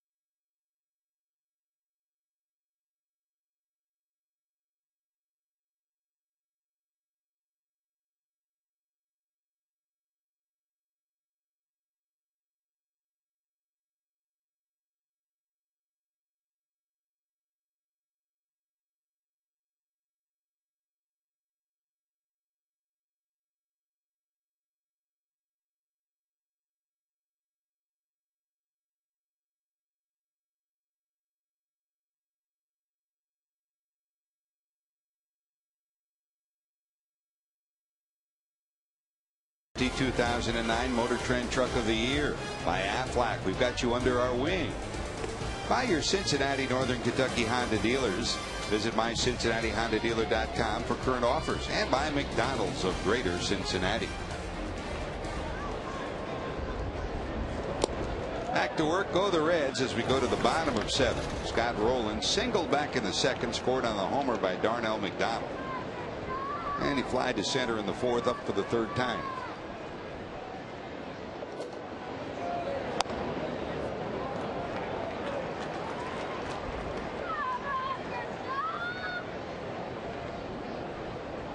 Reds with Rolen back in the lineup, a 5-1 record. Not only do the numbers look better, the team on the field looks better with this guy camped at third and in the lineup, and he draws a leadoff walk here in the 7th. For Kershaw, that's the first walk he's allowed this afternoon, and here comes Gomes.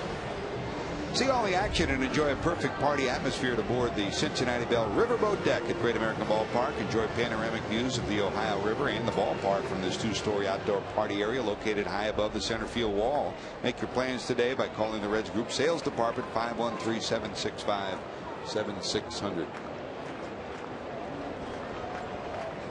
Great spot to watch a game and enjoy an afternoon.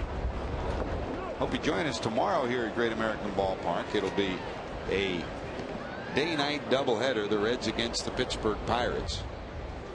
We know that Kip Wells and Johnny Cueto are expected to pitch for the Reds. Paul Maholm is due to pitch for the Pirates in one of the 2 games. We don't know who the other pitcher is going to be. Johnny Cueto is going to have to be activated, and here's Joe Torre, or rather Rick Honeycutt, coming out to check with Kershaw after the 1-ball delivery.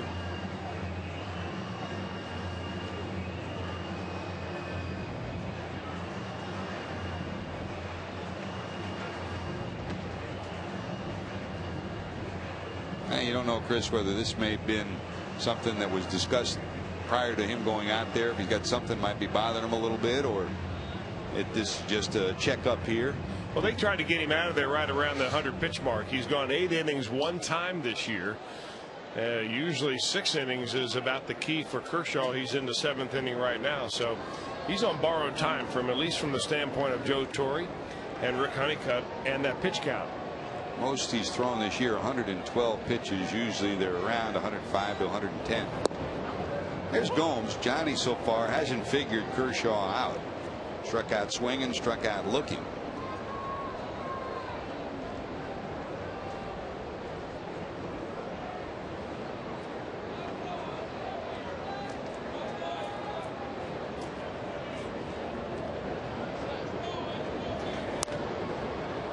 Back and out of play. Arthur Rhodes is up and loosening in the Reds bullpen now with the 6th batter coming to the plate in a 2-2 game in the 7th. So the Reds left-hander Arthur Rhodes up. And over in the Dodger bullpen, Ramon Troncoso is loosening for Joe Torre.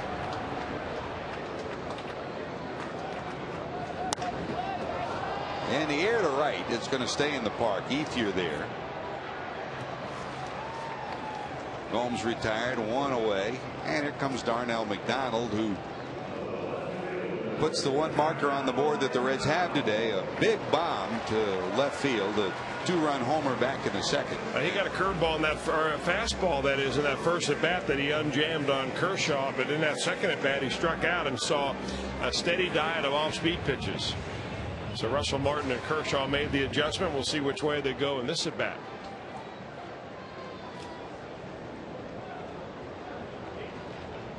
Second time up, McDonald struck out. This one dribbled in front of the plate, but foul. And another look at that big blast. One he'll remember forever, his first.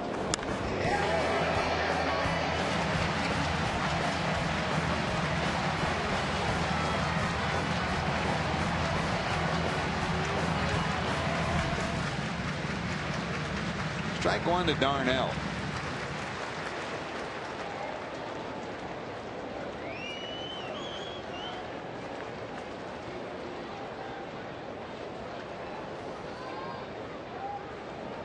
Oh, they got him picked. Rolen will be tagged out. He had to just be looking at that moment the other way because he was frozen about 10 feet off the bag. Kershaw came to the stretch high, didn't come all the way down, and Rolen was off. In fact, as he's going off, Chris, it looks like he's talking to the first base umpire, Mike Riley, saying, did he go to the plate? He just misread that completely, and a base running mistake by the Reds. Rolen picked off the potential go-ahead run, and now there's 2 away. Now that's a tough one right there, but it's not the first time that he's picked somebody off this year. Pick off number 4 for Kershaw. You combine that with 3 times catchers have picked runners off when he's pitched, and the 5 times they've thrown him out. He's just a tough guy to run on, period.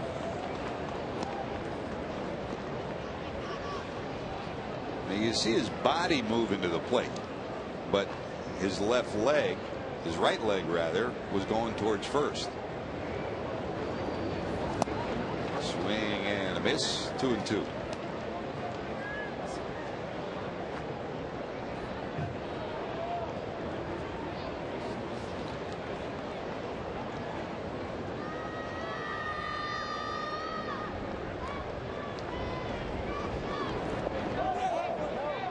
Did he go? Says Riley. So it's a full count, 3-2. Kershaw's due up first next inning, so you figure either way he's at the 102 pitch mark. This will be his last inning. Joe Torre, Don Mattingly looking on.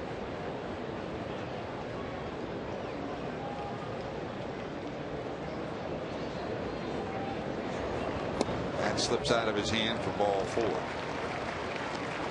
And let's take another look at that pickoff move where Kershaw got Scott Rowland. I don't want to hang Scott Rowland out to dry. Watch him lean right here. I mean, he's leaning this way towards third or towards home, and then he's going towards first base.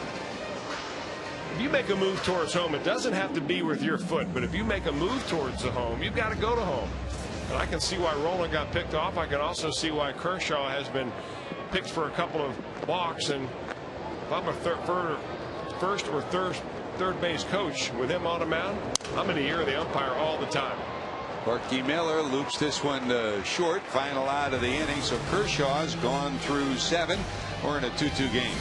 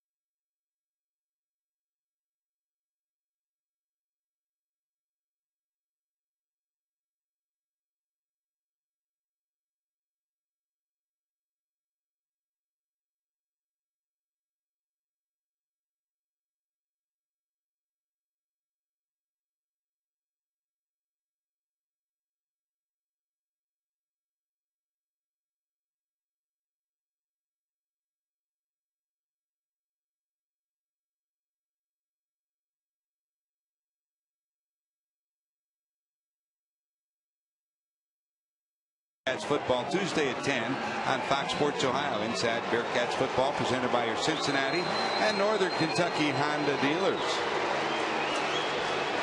Now you hear it. Did you know why? Because with Kershaw due up and his day done as we go to the top of the 8th, here comes Manning.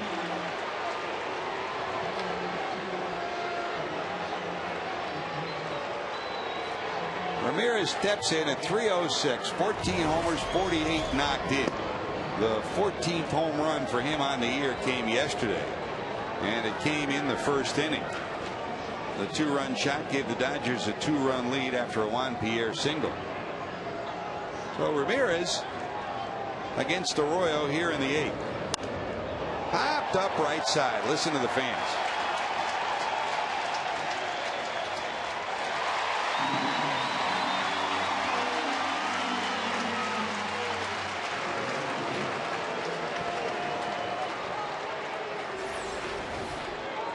Talk about dropping down and throwing one from down around Laredo. Bronson Arroyo really gets the sidearm action going. Manny Ramirez tries to stay in there and just gets the ball on the end of the bat and pops it right up.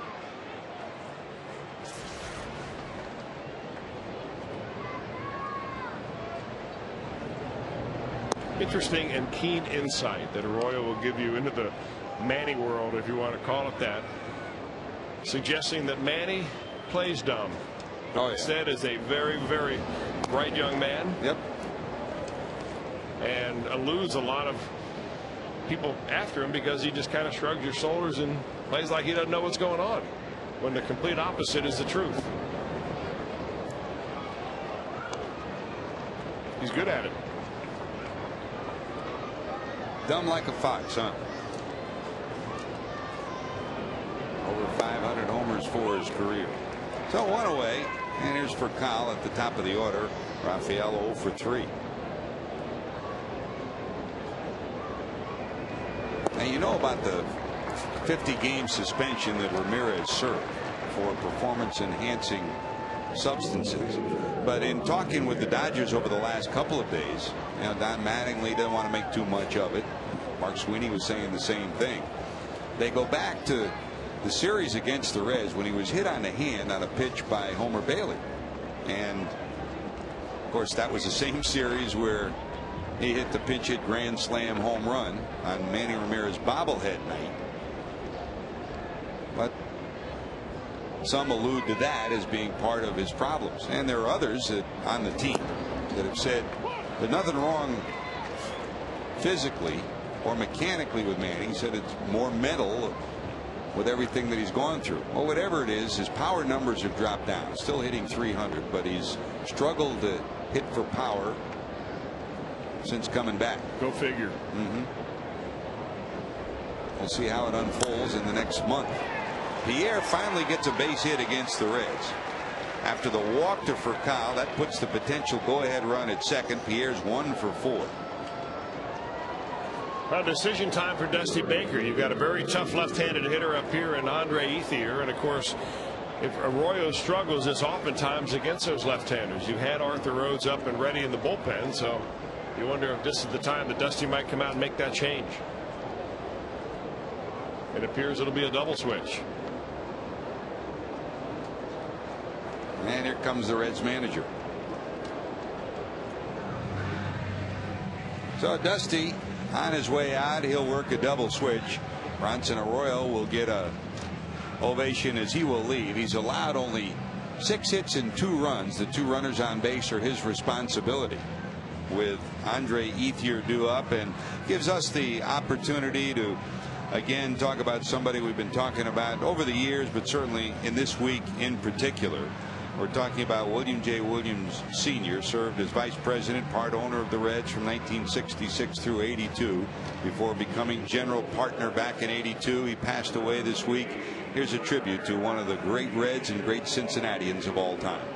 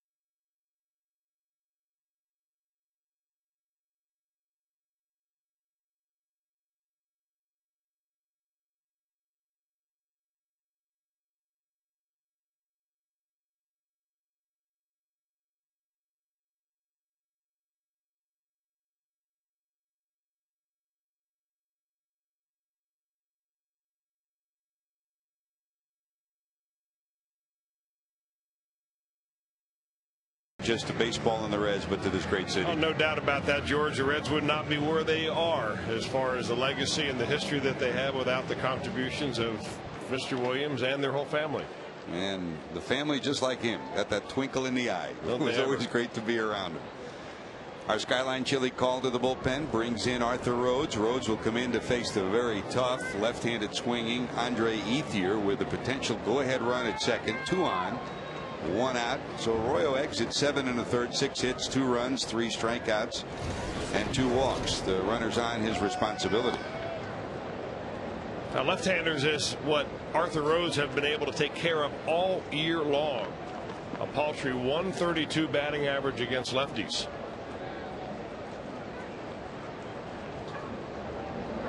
Rhodes faced Ethier twice in the series in Los Angeles, got him both times. So Andre's in. 1 ball and 1 strike. Today, Ethier bounced to first twice and then hit a squibbing ground ball past the bag for a double in the 6th inning. 55th appearance for Arthur on the season.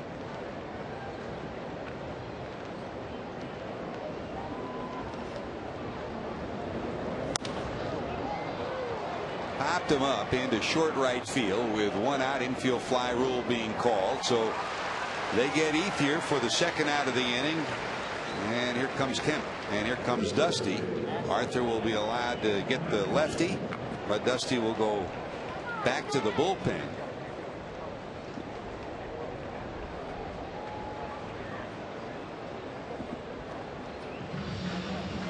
Tough batter to get, Chris, and Arthur Rhodes, as he's done most of the year, does it.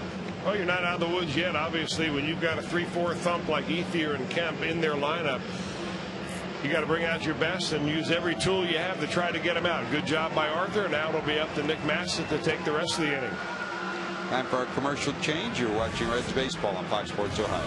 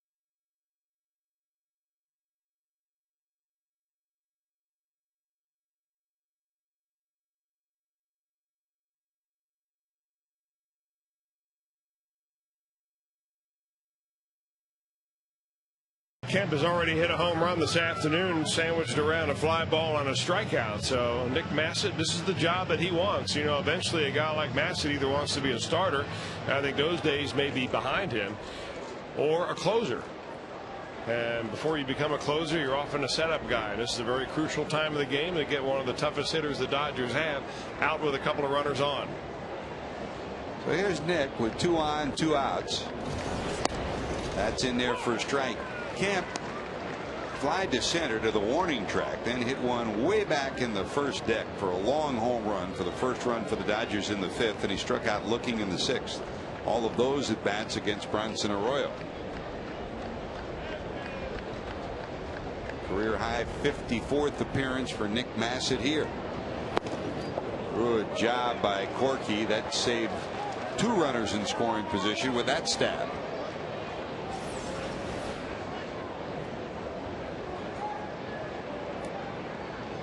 Whew. Kick save and a beauty.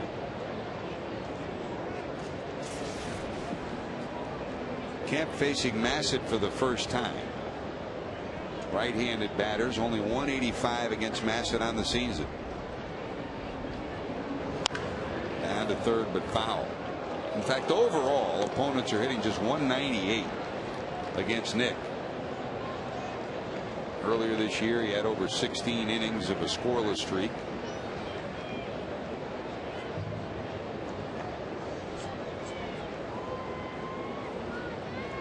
Last pitched on Friday, pitched the third of an inning, allowed a hit and a big run.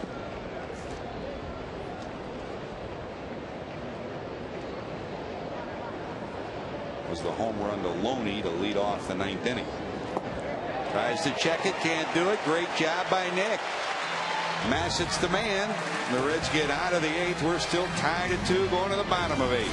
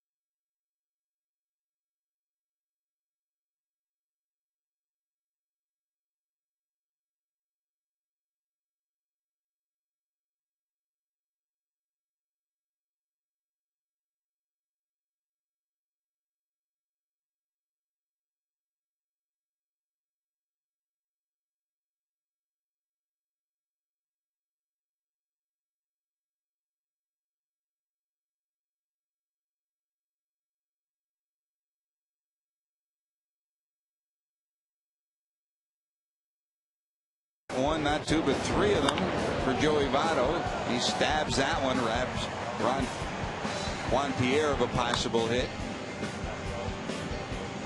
For Joey, he's been doing it all night long. And how about this one for a tricky move by Votto? A flip underneath the arm, and there is Bronson Arroyo to tap the bag. For Joey Votto, outstanding defense on the day. The Reds have combined defense, offense, and pitching to put together a pretty good afternoon so far. We're tied at 2 as we go to the bottom of the 8th inning, bottom of the order due up. Ballantine, who came in the double switch, will lead it off. Ballantine hitting in the 9th spot. Then the top of the order, Drew Stubbs and Paul Yanish. Manny Ramirez stays in. He's in left. And right before the trading deadline, when we left Los Angeles, Chris, there was a lot of talk of what the Dodgers might do. They were looking for more pitching, looking for bullpen help, looking for starting help. They never got the starter, but they got this guy, and boy, George Sherrill's been great. He has been great. He's been a closer in his previous life, that with the Baltimore Orioles, and when the Dodgers go to get somebody, they don't mess around. So you've got Sherrill and Broxton at the end of the rotation, 2 big timers. How good has Sherrill been? 13 1/3 scoreless innings over 13 appearances since being picked up on July the 30th from the Orioles. In fact, if you add a couple of scoreless innings with Baltimore before that, he's had over 15 scoreless innings. Hopper down to Orlando. He has it. Hudson takes care of it. Ballantine's retired, 1 away, and back to the top of the order, Drew Stubbs.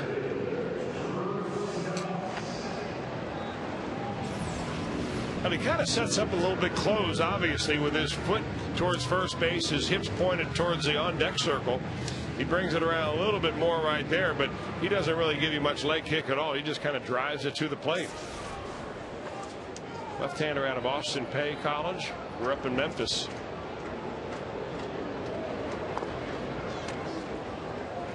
"30 years of age."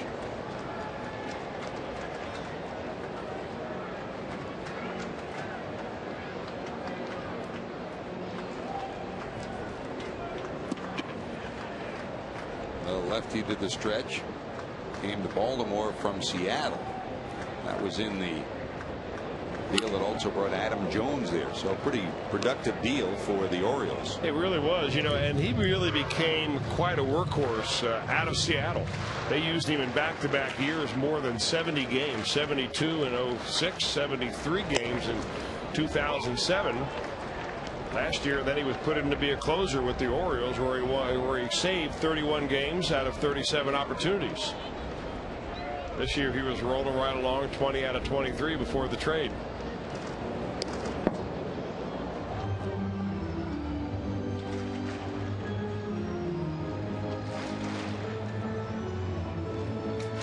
Ball, 2 strikes to Drew. Stubbs struck out looking, struck out swinging, and flied out in his 3 appearances against Kershaw.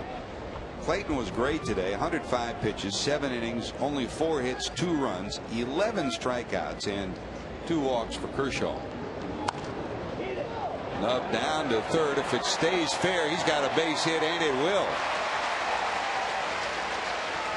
So often you see that one take the second bounce and go foul. It just hung on the line, and the Reds have the speedy Drew Stubbs down at first.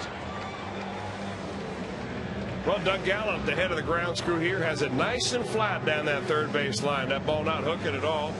Even though most infields are crowned, the grass right there keeps it from going foul. Now you wonder, with Drew Stubbs and his speed, will they take a shot at maybe a stolen base right here, where a base hit can plate that go-ahead run? We talk so often about it. It's not how many stolen bases you have, but when you get them. And the likes of Joe Morgan and the Reds' great base stealers got them here. Here's Drew. Stubbs down in the minor leagues had 46 stolen bases and 54 opportunities, so he knows how to steal a base. He's never seen this left-hander's move. No, but what you may want to do is get a one-way lead and then see if you can't get him to throw over there. At least show him your regular move. He may not show you your best one, but something better than that little step-off move there. This year, runners have stolen 4 against Sherrill and have not been caught. Showing no inclination to run there with Yanish at the plate. Yanish popped up twice and then singled to left. Well, Sherrill, that was with nobody on, he was throwing with a slide step, and then with a runner on base, he takes a big leg kick. Go figure.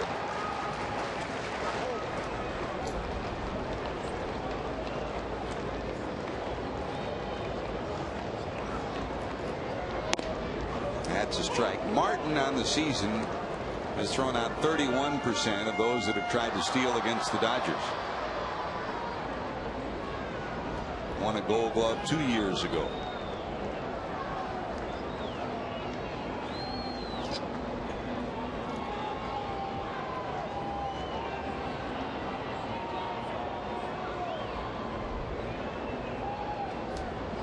Big high leg kick. He's not going, and it's 2-1.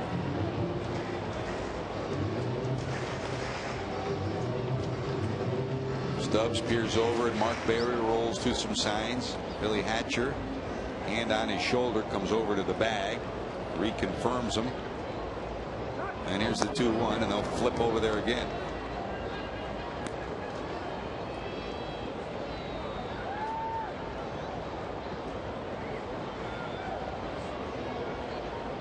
A little bigger lead for Stubbs. They'll throw over one more time. Well, he does not have a real good move, and you can tell that. I mean, some pitchers will disguise their A move. I can pretty much go to the bank and tell you that George Sherrill doesn't have a real good deceptive move, but what he will do is mix in that slide step. Like that. Line drive into left. That's a base hit. Stubbs takes the turn and will hold at second. So Yanish is 2 for 4. And now the Reds are going to be able to get Joey Votto to the plate, the Reds' best hitter with runners in scoring position. They hang a breaking ball up around the waist, and Giannis delivers a base hit to left field. Well, this is the matchup he figured would happen anyway late in the ballgame. Left-handed hitter, the Reds' best, and Joey Votto will face the best lefty the Dodgers have to offer with the game on the line. They've never faced each other. Joey 0 for 3 today, 3 strikeouts. Runners in scoring position, 343 on the season. Stubbs, great speed at second, represents the go-ahead run, and after facing the tough lefty Kershaw and striking out 3 times against him, he's got another tough lefty here.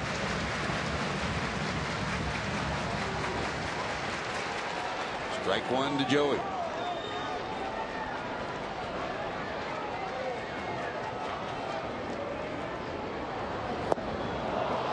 You know, 2 different styles. Kershaw struck out Joey Votto on fastballs each of his 3 first at bats, and Sherrill has shown no inclination of throwing him a straight one yet.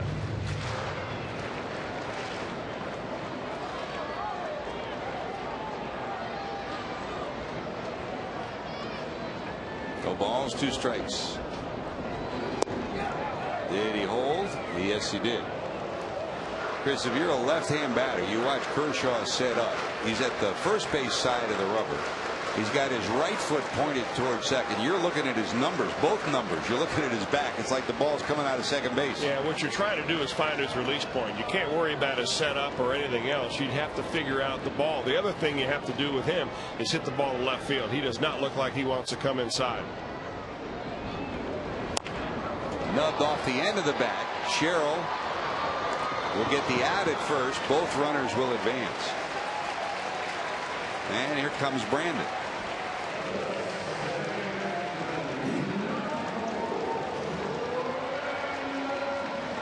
Phillips has never faced Sherrill before. He'll face him here. With runners at second and third, 2 outs in a 2-2 ball game. Phillips today struck out. He singled to center in the 4th, then stole 2 bases, was left stranded at third. And he bounced into a fielder's choice to end the 6th.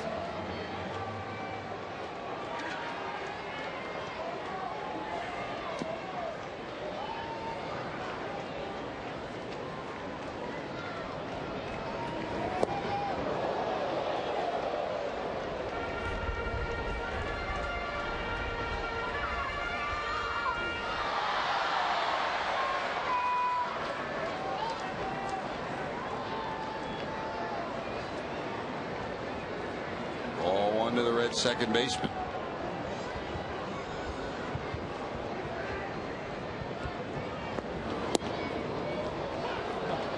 Phillips didn't think it was a strike, but the home plate umpire Eric Cooper did. It's a ball and a strike.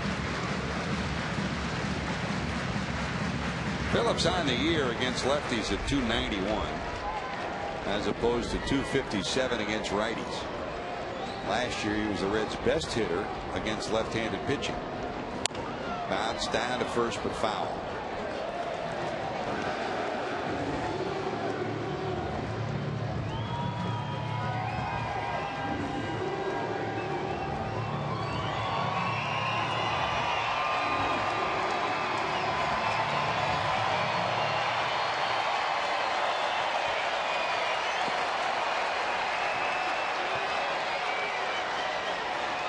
One and 2 to the Reds' second baseman. 2 on, 2 out for Cincinnati. Hit pretty good. Right center going over. The center fielder Camp will haul it in. Reds threaten, but Strand too. We're still tied at 2.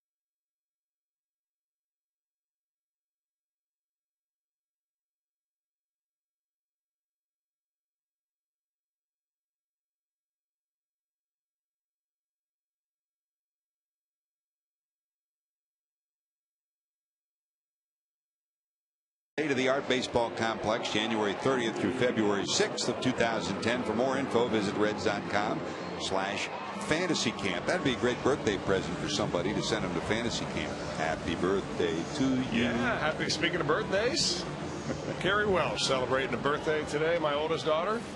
What better place to spend it at the ball yard? You taught her right. You and Debbie taught her right. The front row of the right field bleachers. Of the right field bleachers. That's our seat. That's where we're usually at. I love it out there. There's Casey Blake.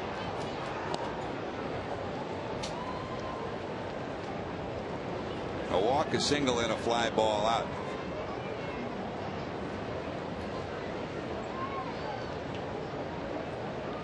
To the ninth we go. Massett, who got the final out of the eighth, still working here in the ninth. This one hit to left, going over, looking up, reaching up. Darnell has it, one away.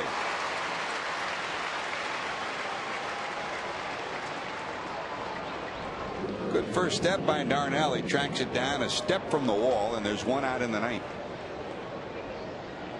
Great to have you with us. 26,091 here at Great American Ballpark today. Pleasant day for baseball. I'll tell you, this has been a gorgeous day for baseball. And this whole week coming up, the Reds will be in town until Thursday. The Pirates are coming to town. Day-night doubleheader tomorrow. It's supposed to be perfect weather, not a cloud in the sky, and the low to the mid-70s. Good day to take in 2 ball games. James Loney bounced into a double play, flied out, lined out, 0 for 3. Had a night game on Tuesday, a 12:35 start on Wednesday before the Reds hit the road for a pretty extended road trip. The Reds will go to Atlanta, Colorado, and then Chicago. Last long road trip of the season. It will be their penultimate road trip. Last one too, huh? Second last.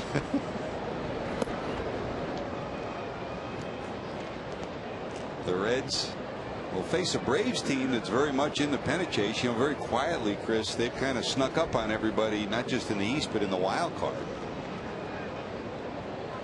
Reds will then head to Colorado, where the Rockies have the wild card lead, and then to the Cubs. 1 ball, 2 strikes.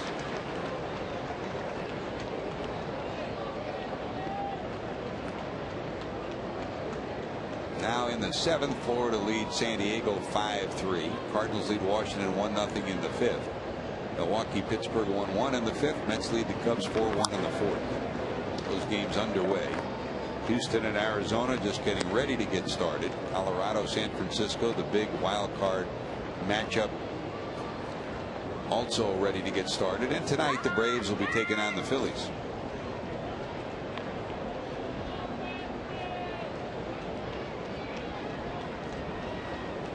Somebody finally beat Cliff Lee last night. Braves beat Philadelphia. Lee losing for the first time since coming to the Phillies.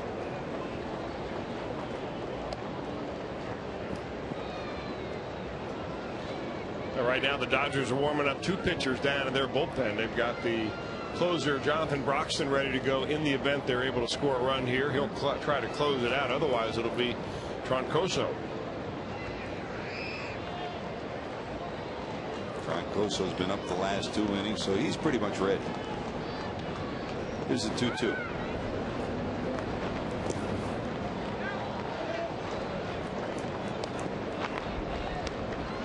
So we go full, 3 balls, 2 strikes to Loney. Russell Martin on deck, 0 for 3 so far this afternoon. By the way, George, you asked who might be starting one of those games for the Pirates tomorrow. The Reds are going to see a young man making his major league debut. Daniel McCutchen will be starting that first game for the Pirates.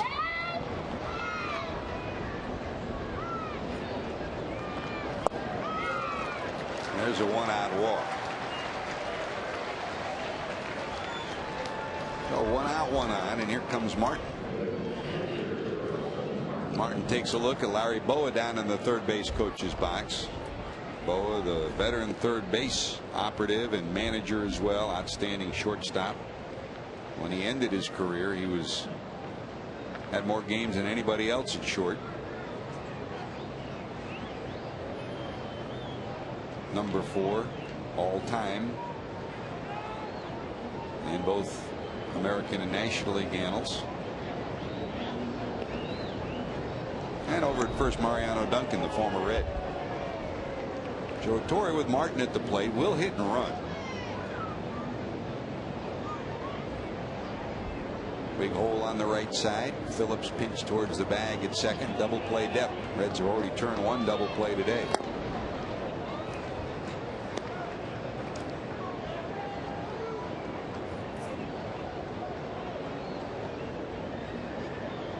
Every team is different. Torre, the former catcher, of course, will flash most of his signs himself from the bench. Sitting next to his bench coach Bob Schaefer.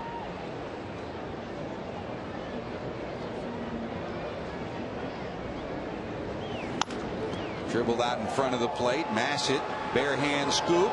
He throws it away, but a good job by Votto to backhand it. So it'll be 2 on, 1 out, and a good job by Votto. He did the right thing coming off the bag. Yeah, he really saved something big right there by being able to come off the bag and pick the ball. That's the most important thing right here. I can't blame Massett for giving it a shot. I mean, if he throws this ball on the money, he's got his man at first base and there are 2 down. But a good job by Votto to keep it from becoming a crisis. So here's the very dangerous Orlando Hudson. Hudson 1 for 3 today. Comes in at 292, 9 homers, 58 knocked in. And you'd love to find a way to have him roll into a twin killer here, because after coming in the 9th inning as a pinch hitter, you know who's on deck.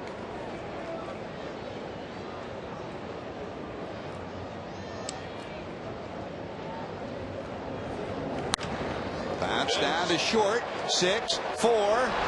Yes, sir. 3. What the doctor ordered. Manny Ramirez will be left in the on-deck circle. Second double play of the afternoon.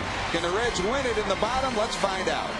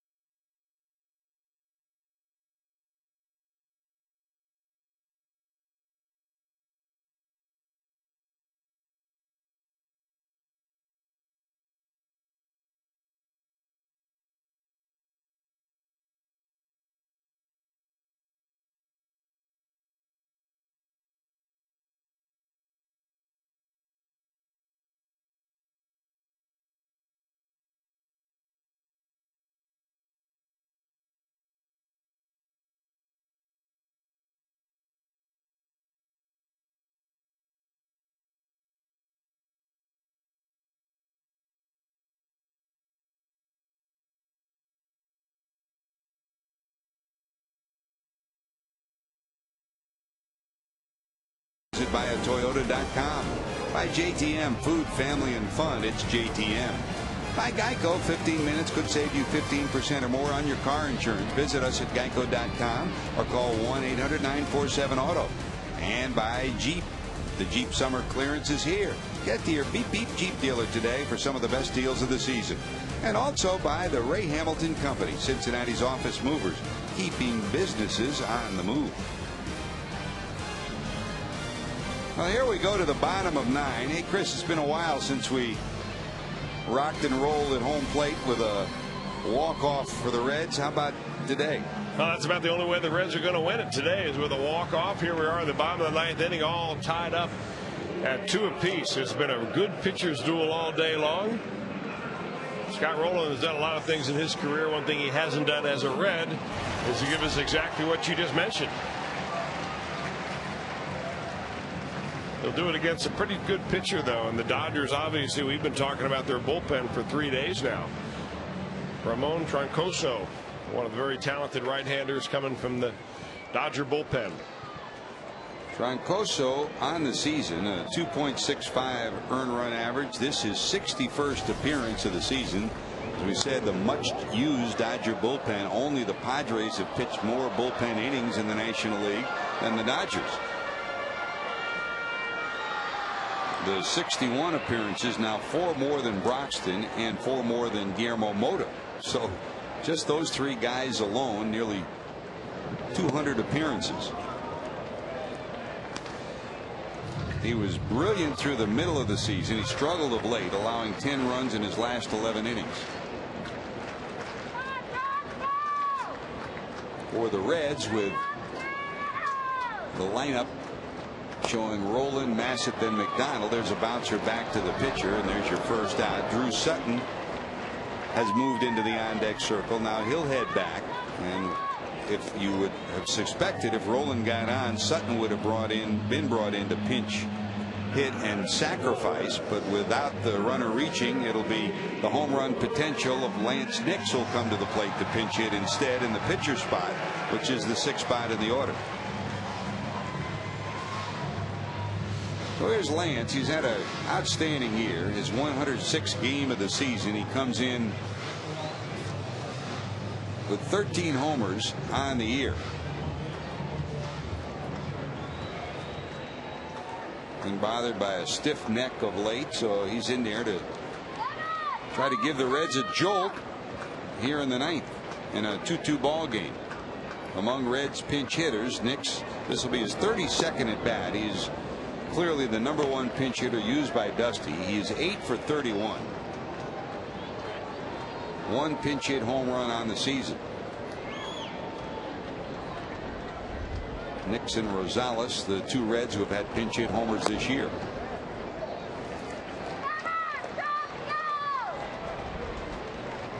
Two balls, no strikes.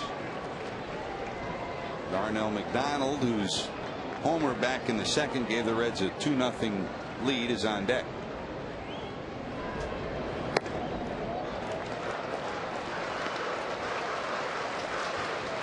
Nix has faced Troncoso once, and he's 0 for 1 against him.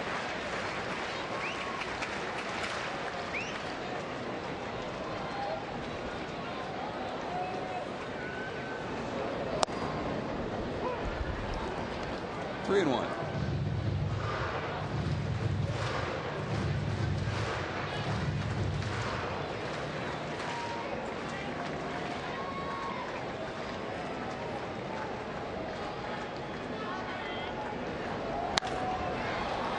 Down the left field line, it'll be out of play, and a full count, 3-2 to Lance.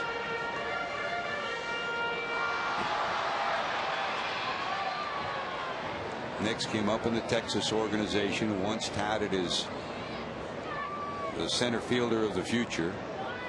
Series of injuries sidetracked his career, got another chance in Milwaukee, and he's made the best of his chance this year with the Reds.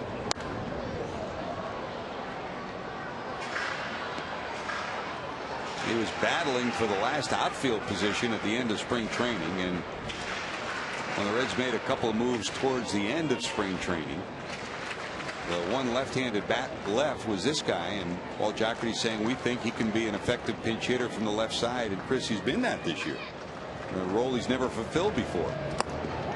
Not this time. He thought it was high.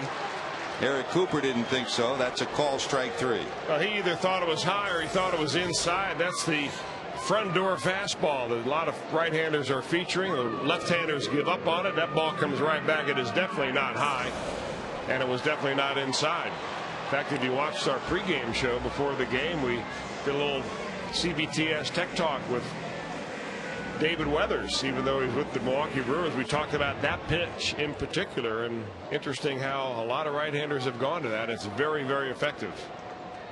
The 2 away, and here's Darnell. Homered, his first major league homer came after a Roland single in the 2nd, and the Reds at that point had a 2-0 lead. Then he struck out and he walked in the 7th.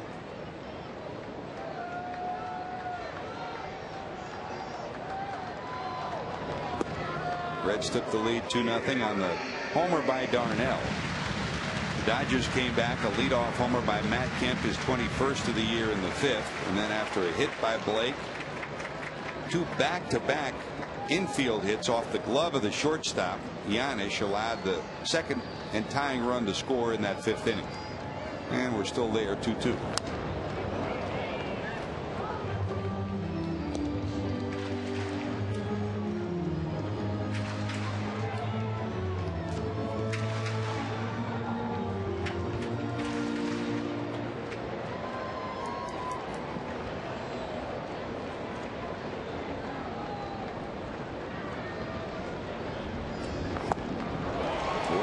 Front, Troncoso has a 1-2-3 ninth. We're going extras in the Queen City today, tied at 2.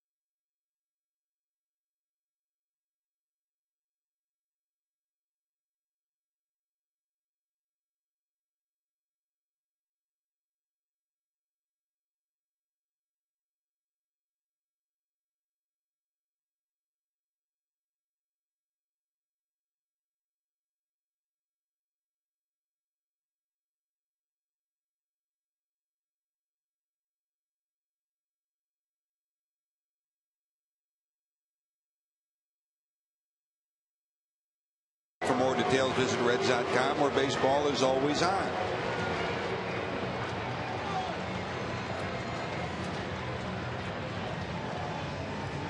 Well, Nick Massett was able to get a double play ground ball off the bat of Orlando Hudson to end the ninth. That left Manny Ramirez in the on-deck circle, but he will face Manny here in the 10th. Ramirez hitting in the 9th spot will face Jared Burton, the new pitcher. So Massett got out of trouble in the 9th. Here's JB, number 51, comes in to take over, Chris, facing the always dangerous number 99. Well, the deeper you get in the ball game and the closer that game is, the more dangerous it seems that Manny Ramirez is. Jared Burton, the 4th pitcher of the day, used by Dusty Baker, Bronson Arroyo, Rhodes, Massett, and now the right-hander out of the bullpen. Ramirez facing Burton for the first time. Manny's first at bat, a pinch hit at bat in the bottom of the 8th, to pop up to second. Sitting on 14 home runs. His 14th came yesterday. Eric Cooper almost raised the right hand. His elbow flinched, but he never did. That's inside for a ball.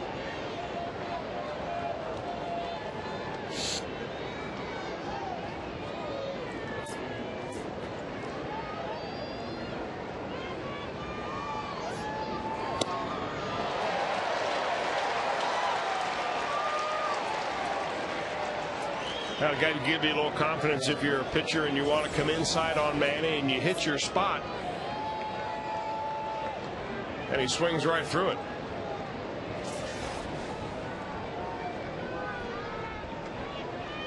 But the key then to that is hitting your spot. You miss that ball out over the plate a little bit, and Manny can hit it a mile. And you can tell by that replay, Chris, we talk so often. Brooke Jacoby talked about it on your CBTS mechanics of the game. As a hitter, you want to get your front foot down if you have a leg kick as the pitch is delivered. That pitch is delivered. He was a good 6-8 inches off the ground. Yep. The swing starts in the feet. Bad swings end in defeat.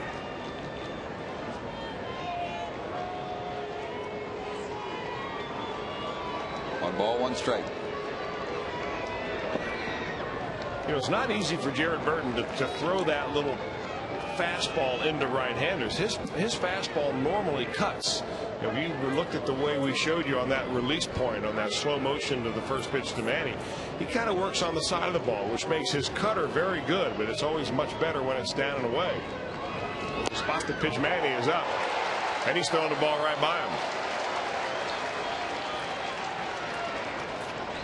2 balls, 2 strikes.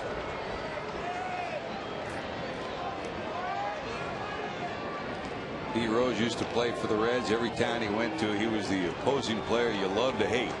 That's what the Reds have showered on Manny here in Cincinnati this weekend. 2 balls, 2 strikes. Well, they might be doing it for different reasons than they would do for Pete Rose. Pete used to feast on that and feed on it and love it because they're paying attention to him. And I think obviously Manny likes being paid attention to, but he was happy to sign autographs from what I understand outside the team hotel the first night. But after he was rained with boos, this is before he came to the ballpark, when he was announced as a starter on Friday night's game, that's when the autographs stopped after that.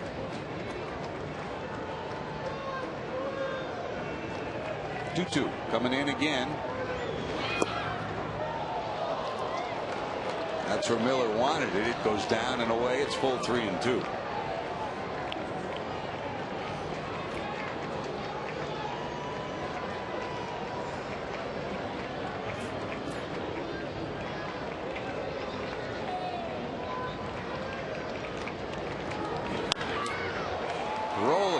Knocks it down. He'll have no play. Ramirez will be on. Well, he saved a double at least. He's hugging the line, and that was hit like a rocket shot right towards the chalk. Roland got a wrist on it, and there'll be a runner on first to lead off the 10th. This guy can play. I mean, this ball is hit like a rocket, as you said, George. Pitch by pitch, though, coming right in there. I don't know where that one was. That looked like a strike. That looks the same pitch he swings and misses on. Misses down and away with a little slider, and he wants to come back in. Right now he's throwing his fastball right by him. Misses with a slider that he fouls off on, and eventually gets a pitch kind of up in the zone, and Manny centers it, but he hits it right at the third baseman that had to make a diving stop to save the double. I would suggest that they would be looking for a bunt right here, but maybe not so. The stop by Roland.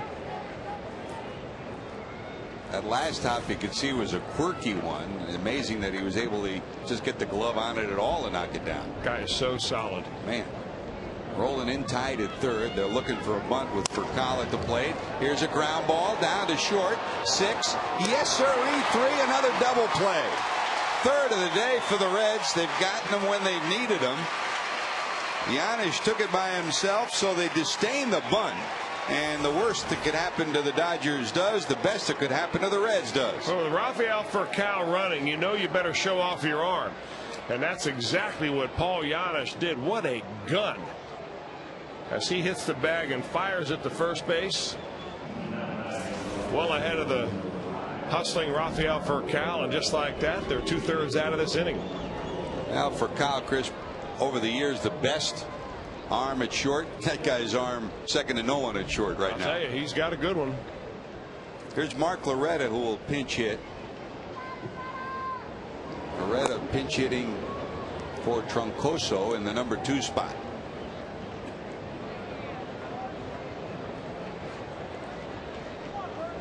So the little decisions that are made, and the former Dodger manager Tommy Lasorda always said, it's not the decisions that I make as a manager, but it's the execution of the players that makes plays work.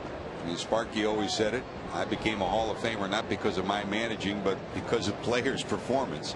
But they disdain the bunt, so instead of a sacrifice moving the runner over, I mean, Furcal could hit one in the alley and the Dodgers could have a lead. Instead, it's a double play ball. Nice play by Giannis, and the Reds have 2 outs. Thank you very much. Yep. Giannis, you know, when they put him on the mound to pitch, he was lighting that radar gun up about 91, 92, even a little bit harder sometimes, but that does not always compute to good pitching. His earned run average stands at 49.5. Yeah, no, you had to say that, didn't you? he can get it under 45, we'll put him in the pitchers union. That's a promise. That's not 4.5. That is 45 point. Line drive. Giannis won't get this one. That's a single into left. So Loretta continues his outstanding play off the bench. A base hit.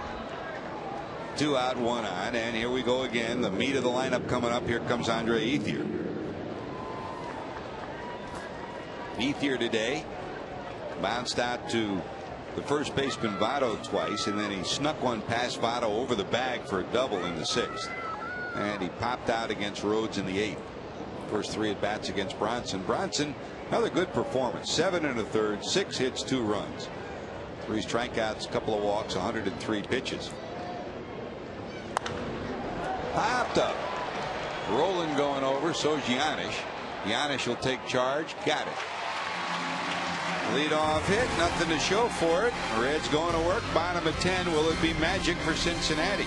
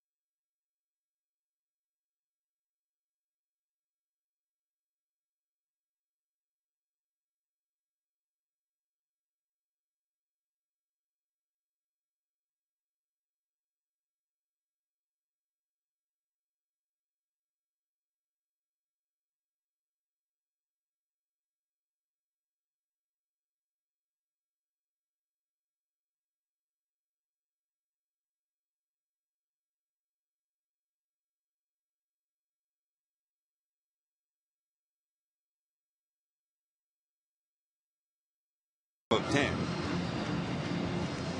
Clayton Kershaw started for the Dodgers. He pitched tremendous baseball. 7 innings, 4 hits, 2 runs. He struck out 11, walked only 2. An inning for Sherrill, an inning for Troncoso. And here's the new pitcher for the Dodgers as we go to the 10th. Corky Miller due to lead it off. Vladimir Ballantine due to follow, and then Drew Stubbs, the top of the order. Here's Hong Chun Koo.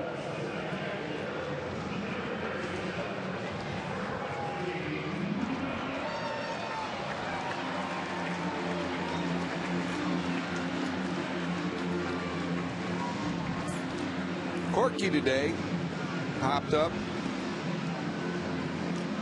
All 3 times he's been to the plate.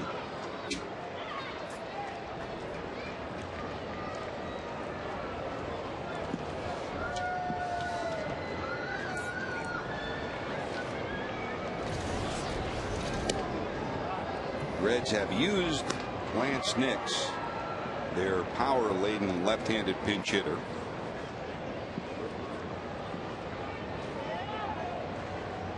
Still available from the right side, Rosales, Tatum, and of course Owens, and Drew Sutton, the switch hitter.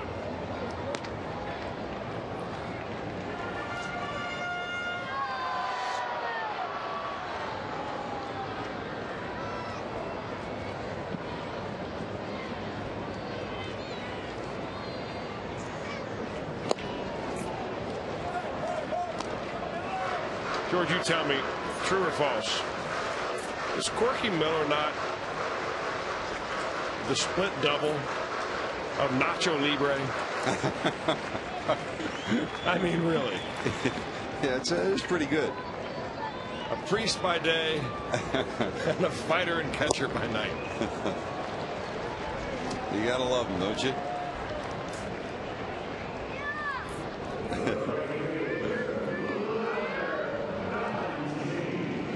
Forget the name, remember the movie. Jack Black. Yep. I don't know that he has a better personality. I tell you that, than Corky. I'll tell you that much. There's Ballantine. Grounded out in his first at bat in the bottom of the 8th.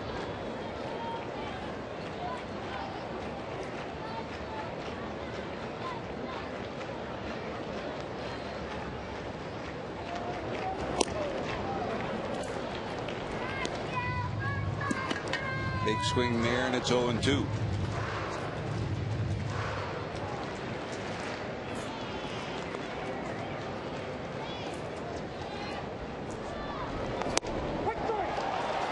How about that? You know, Chris, you face some bullpens and you get guys that come in that'll trick you a little bit of this, a little bit of that. This bullpen comes right at you. Well, they really come after you, George. Sherrill is a guy that'll trick you. Troncoso will throw the ball hard. Koo throws the ball very hard.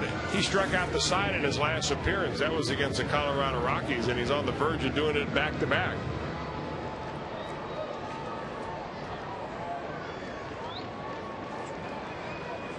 Here's Drew Stubbs. 2 strikeouts, a fly ball out, and a single. Make it 2 singles on the day. Now we'll see what Dusty does this time. Back in the 8th with 1 out. Stubbs was on. Never did try to steal. Giannis followed with a single with 1 out. Votto then bounced out to move the runners to second and third, but Phillips flied out to end the inning. Get deeper in the day. Do you send this guy from first? I don't think. What do you have to lose right here? Yep. I mean, if he's standing at first base and Paul Giannis is at the plate, chances are it's going to take more than 1 hit to score him.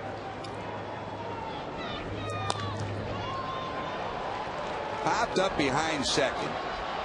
Back is for Kyle. He's got it, and the Reds get a hit. Nothing to show for it in the 10th. Going to the 11th after this.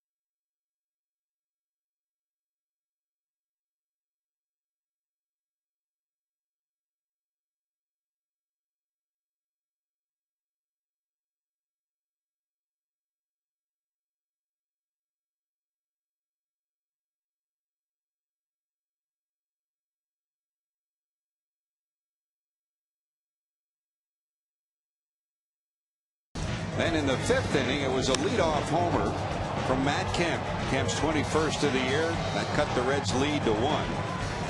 After an infield hit, 2 more infield hits, and finally Clayton Kershaw pushed across a run, bouncing a ball off the glove of the shortstop Paul Giannis to tie the game at 2. So add it all up, we're still tied at 2. 2 runs, 9 hits, and errors. 7 left for the Dodgers. 2-7-0 for the Reds. 6 left on base. Kershaw long gone. 7 innings, 4 hits, 2 runs allowed, 11 strikeouts for Kershaw, and only 2 walks. Bronson Arroyo pitched great too. 7 1/3, 6 hits, 2 runs, 3 strikeouts, and a couple of walks. So here we go again, and here comes Kemp. Kemp with the homer back in the 5th, his lone hit of the day. 1 for 4. He leads it off.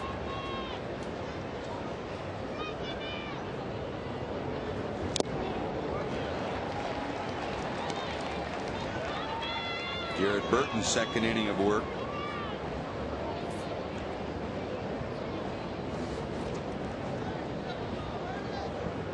Kemp, Blake, and Loney due up in the 11th.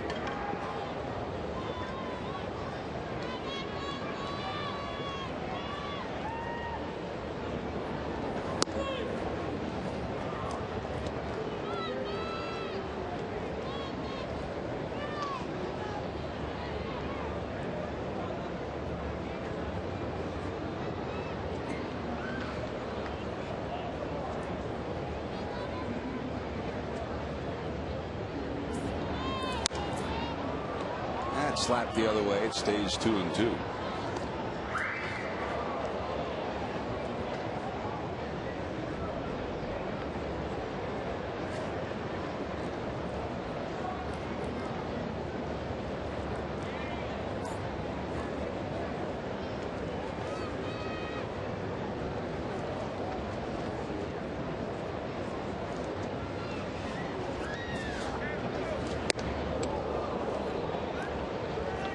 Take it full.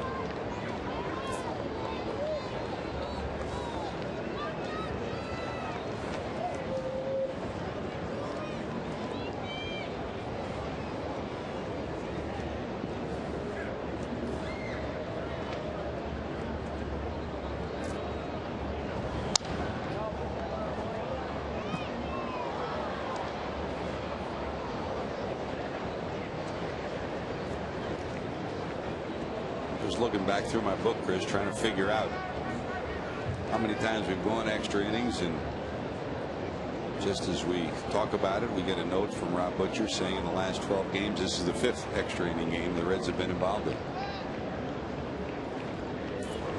Free baseball. Bonus baseball and a leadoff walk. Oh, you're playing on the road, though. It's difficult to win those games because every time your team does not score, you have to get 6 outs to secure a victory.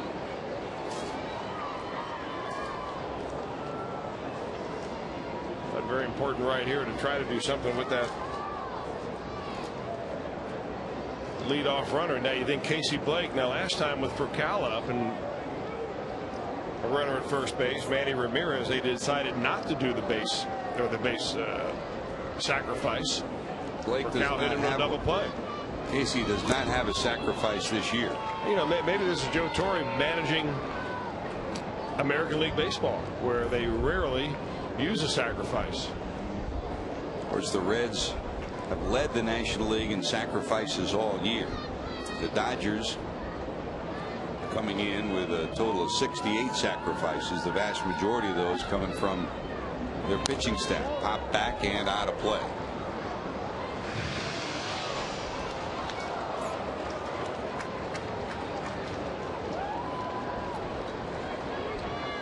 Dodgers have been so productive offensively as a machine. They've done it with, I mean, good on base percentage.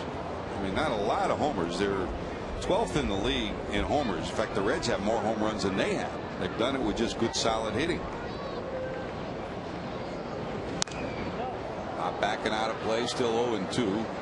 And Blake has shown you all series long he can do this pretty good. He'll spoil your best hit and pitch and just look for something he can handle.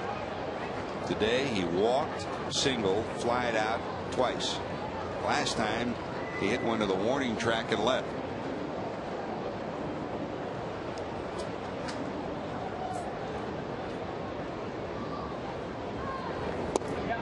Oh boy. How can you take that pitch?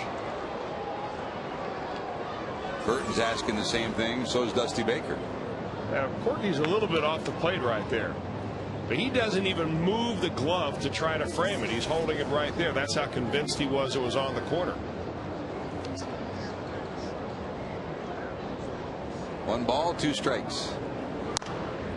And another pitch spoiled by Blake.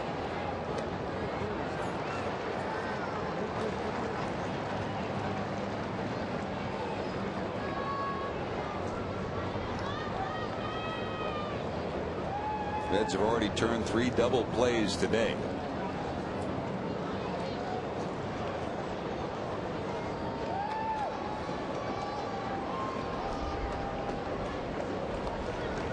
Runner Not going. Bouncer to short. Takes a tricky hop. They'll get one, and that's all they're going to get. Giannis fell to his knee. If he doesn't, he probably is able to turn the fourth double play of the day. Here's another look. Well, he gets over there in time. It looks like his feet just slide out from beneath him. But he's able to keep it and keep his wherewithal enough to get one out anyway. And that's a nice play by Giannis to get that. That time, Brandon Phillips off the bag, using the base as protection right there to make sure that he didn't get upended too much by Matt Kemp. So they get the force. Blake will be on, and here's Loney with one out. James bounced into a double play. Flied out, popped up, and walked in the ninth.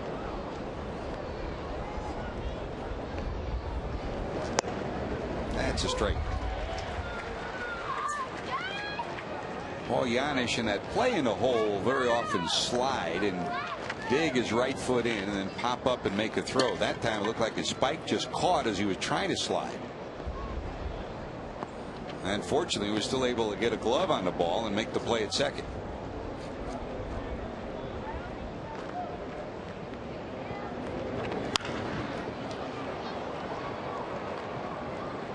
Just foul, and once again Burton's ahead 0-2. So after walking Kemp, he's been ahead of the next two batters. No balls, 2 strikes.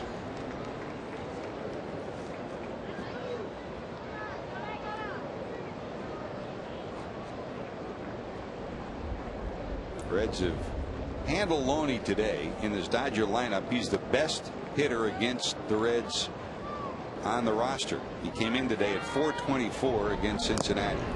He just gets a piece of that to hang in there.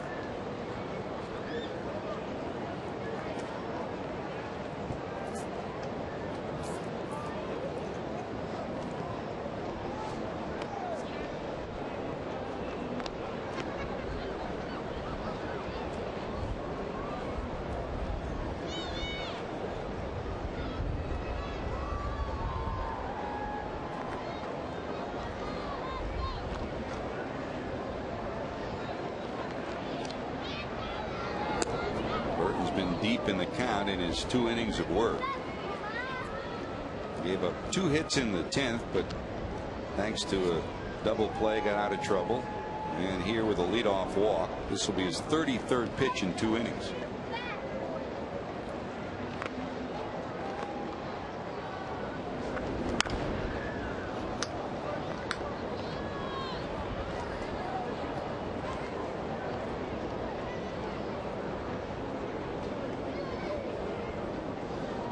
Talked a lot about the Dodger bullpen all series long and how good they've been because they pitched so many innings. They've got an extra guy in the bullpen, and what does that mean? They've got one fewer guy on the bench. They've used Loretta, Ramirez they've used, so they've got Ausmus and Castro left. There goes the runner. Boy, he took a big break, and the Reds get a break because he had that bag stolen. He had 5 steps to second. Loney slaps it foul, and it stays 0-2. You know, you get locked into a battle with a hitter, and pretty soon you're thinking, all right, what do I have to do to get this guy out? And then your concentration begins to focus only on him. You lose sight of the runner at first base entirely. Casey Blake figured that out, and he could have walked into second base. I'd imagine that Burton gets a little mulligan right here, and he's going to check him a little closer.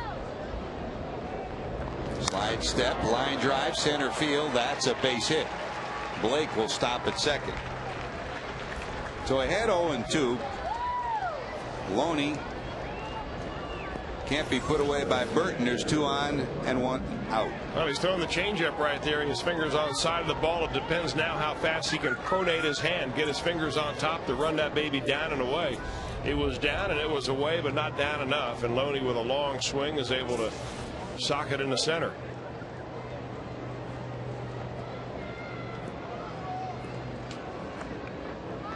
One out. Here's Martin. Russell struck out twice, bounced out, and reached on an infield hit.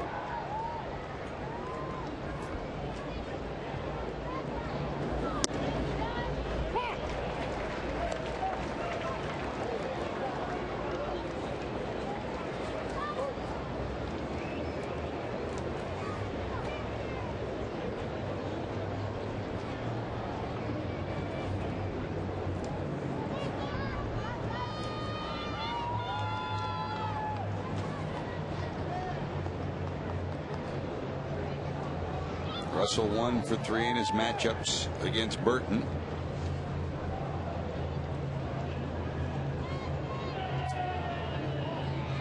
And I'll chase him back one more time.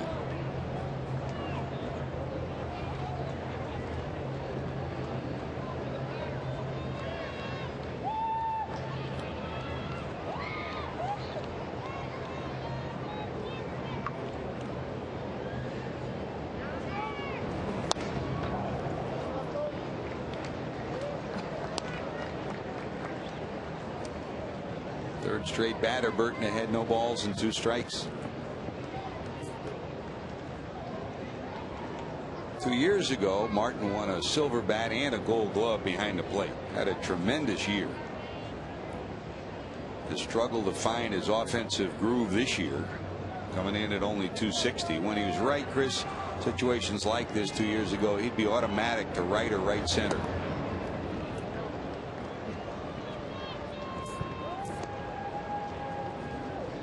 Well, they're definitely wondering in LA what has happened to the offense.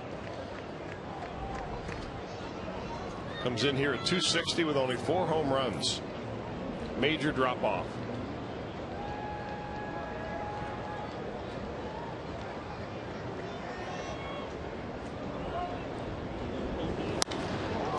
In the air to center field. Stubbs will get there. Blake is tagging at second. Drew Stubbs' throw is going to come all the way down to short. It'll be cut. It'll be first and third. Good job by Stubbs. He hit the cutoff man perfectly, because going back to first was the runner trying to tag up, and if the throw had gone over Janish's head, both runners would have moved up. Now that's the advantage of being able to keep that runner at second instead of having him all the way over at third. That would have scored the run. Strong arm. Stubbs has a strong arm. Sets himself up nice. That second run not as important as that one at third. Well, at AAA voted the best base runner, the best defensive outfielder, and one of the strongest arms in the league too. That's Drew Stubbs, and he's showing it to you right there. Well, if you're Orlando Hudson right here, you got to figure Jared Burton is coming right after me, and he's going to get some strikes, because you've got Manny Ramirez on deck in the number 9 spot. Same spot we were back in the 9th. And the Reds were able to get a double play ball off the bat of Hudson to leave Manny in the on deck circle. First and third, 2 outs. That's up high to Hudson. Orlando today reached on an infield hit in the 5th. A 1 for 4 afternoon.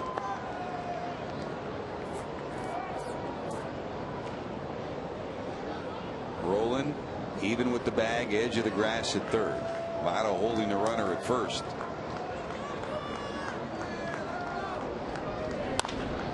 Bouncer down to second. Phillips has it. That will do it. So go to the bottom of 11. Reds dodge a bullet. Burton strands 2.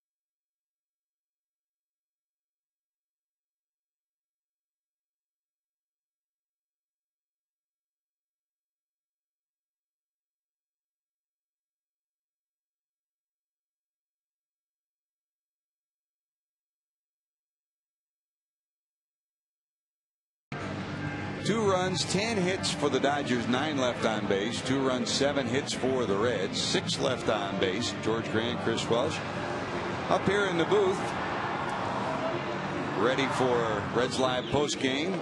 Jim Day and Jeff Pecoro. Jesse Jackson with us. Daddy Wags, Mark Wagner, and Jim Strickler. His barbecue plans for the afternoon down the tubes, huh, Strick? All that means, George, is that meat will have to marinate a little bit longer. And it'll taste better after a victory. Great to have you with us. Here's James McDonald, the cousin of Darnell McDonald. So James came in Game 1 and dazzled the Reds in an inning. It was today that Darnell dazzled the Dodgers with his big swing. So McDonald back in. Here's Joey Votto. Votto's just happy to see a right-handed pitcher. Joey struck out 3 times against Clayton Kershaw, and against Sherrill he went down 0-2 before he dribbled one back to the mound.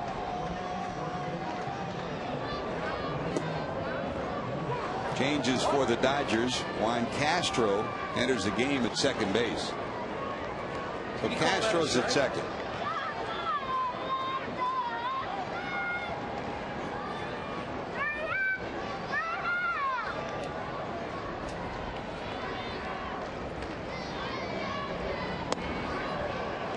That breaking ball drops there for a strike. Can we look at that pitch 2 pitches ago? You tell me where this is. Joey thought it was a ball. Called a strike. 1 ball, 2 strikes. Laz Diaz saying he didn't go around, and it's 2-2.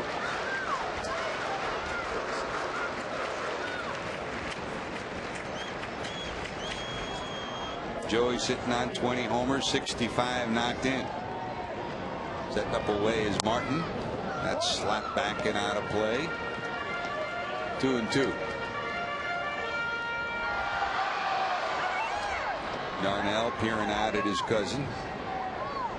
Well, they've gotten together this weekend a little bit. And Darnell said that the younger cousin, which would be James, has been talking a lot of business about how he's going to throw his fastball right by him, just the way he did right there to Joey Votto. What a strange day for Joey. He strikes out for the 4th time. He just didn't see the ball at all today.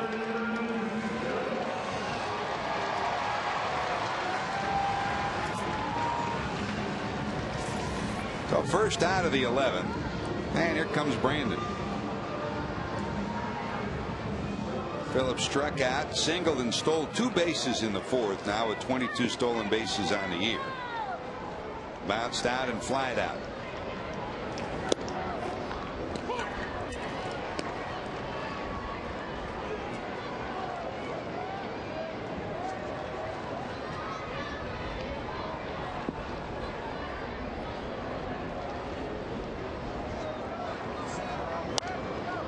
Back and out of play. So starting with Kershaw's 11 strikeout performance, added up, and the Reds have struck out 16 times today. And the last time the Reds won a game striking out 15 times or more was back in July of 2007, beating the Braves. The day they struck out 16 times. All it takes is 1 swing of the bat.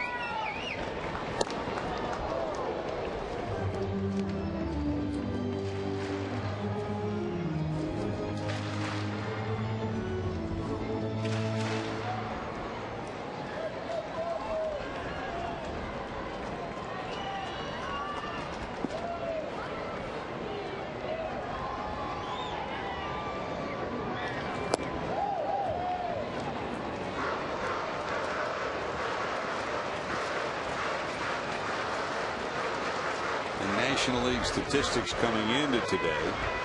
The Dodgers with 847 strikeouts on the season. Swing and a miss. They get 17 strikeouts today.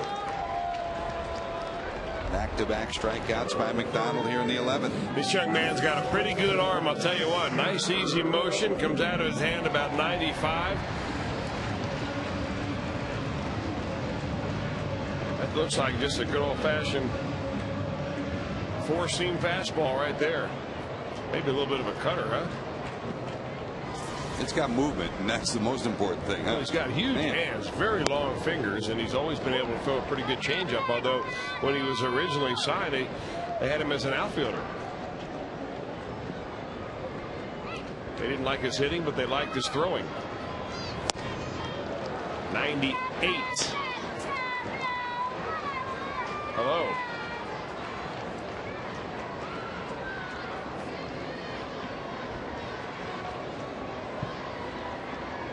Roland today singled back in the second, then scored on the McDonald homer. Flied out, walk, bounce out. His other 3 plate appearances.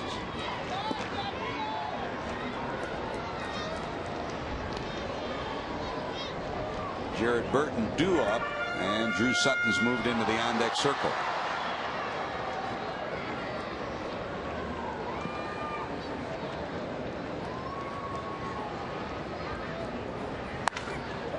That's a bullet into left, a base hit. So the Reds get the potential winning run on, and that'll bring the pinch hitter Sutton up to hit for Burton. Well, George, we mentioned how difficult it is to win on the road in extra inning games. If you're a home team, you have a decisive advantage. And this year, all major league teams that have played extra inning games, there's the record. Home teams are 91 and 73, nearly 20 games over.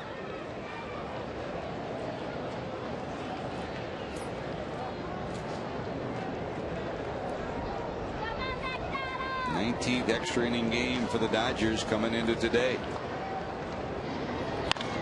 Sutton sends it down to first, but just foul. The Reds this year are 7-6. Thanks to the trip to Milwaukee. More than anything, it wears on that guy, Dusty Baker, because he has to juggle his pitching staff constantly, especially when you have 5 extra inning games in the last 12 games. You put some pressure on your pitching staff. You'd like to be able to alleviate that come the 1st of September, but a lot of your AAA guys or your AAA team is in the playoffs. And the other part of the equation, Chris, they're going to activate Johnny Cueto tomorrow. They sent Barker down yesterday, so they're going to have to send another player down tomorrow, and you figure it would probably be a pitcher. Well, it would have been maybe before this ball game goes extras. So this game might. There goes Roland. Here comes the throw down to second, and he's going to be out.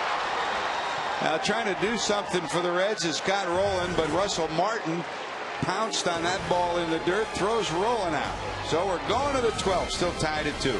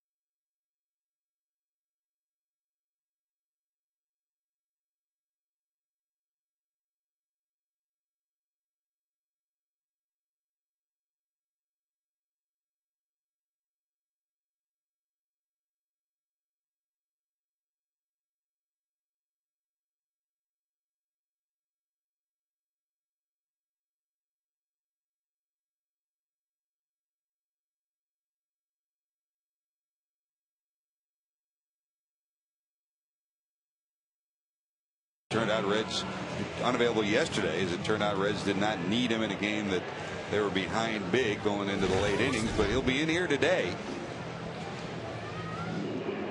And he'll face Manny Ramirez to lead off the 12th. Cordero's 54th appearance on the season. So Burton goes 2 innings, allows 3 hits, walked the batter, and Manny gets his welcome as he steps into the batter's box. Cordero and Manny met in the first game of this series. In that 9th inning, he struck out Manny to end the ball game.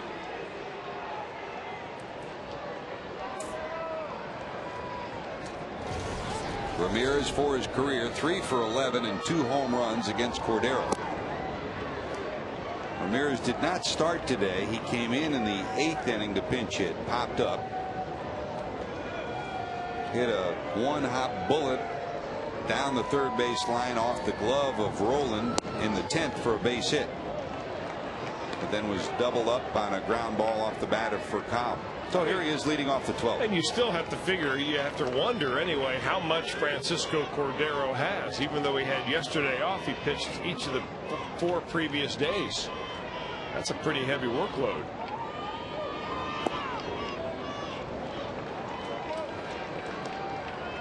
And he's behind 3-0. I mean, he's the kind of guy that'll say, yeah, I'm ready. I'll put me in there.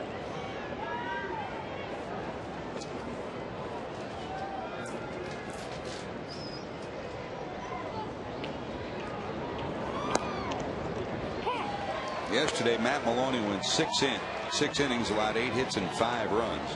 Carlos Fisher didn't get an out when he came on in that 6th inning, so that forced the Reds to use more bullpen than they normally would have in a game that they had 11 runs scored against them. There's ball 4. Manny marches down to first. So Ramirez is on, and here comes Furcal. Well, they didn't sacrifice Furcal last time they had this situation. You wonder if now that Joe Torre decides to send a sign to Larry Boa, the relay it to Furcal and say, yes, this time we are going to bunt. Twice they've disdained the bunt and bunt possibilities. We'll see if Furcal will do it here. He bounced into a double play last time and showing no signs there, and it's ball 1. Furcal popped up, grounded out, bounced into a fielder's choice, walked, and then bounced into that double play in the 10th.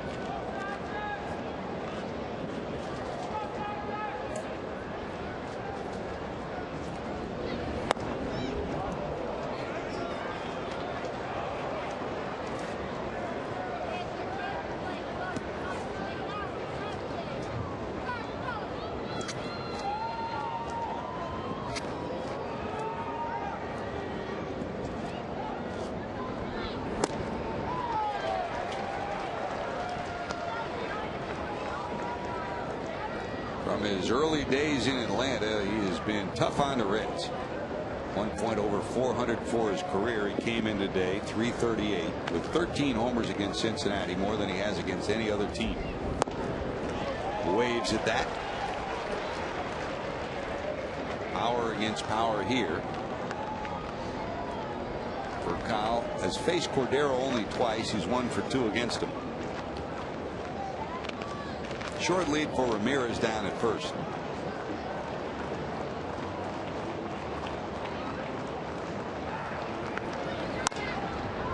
In the air left field, here comes Darnell. He's got it. First out of the inning. So for the 3rd time, the Dodgers do not play get him on, get him over, get him in. Let's see if the Reds can find a way to wriggle out of this jam too. Here's Castro hitting in the 2nd spot of the order. Spot originally occupied by Pierre, and then Loretta came in the 10th and got a base hit. Juan, the former Red, may be the best bunter on this team. With 1 out, unlikely they'd do it, but he may just do it on his own to move the runner over. Or maybe that's why they didn't bunt. Castro steps out, looks at Larry Bowa, rolls through some signs. Juan came up in the Dodger organization, was a great contributor here in Cincinnati, and back to end his career in Los Angeles again.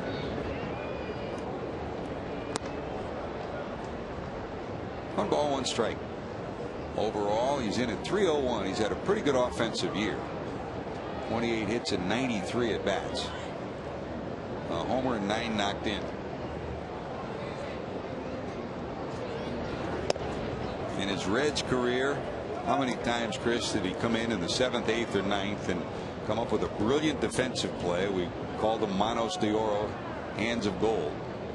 Second, third, short, wherever you put him, he came up with something dandy, didn't he? You're right.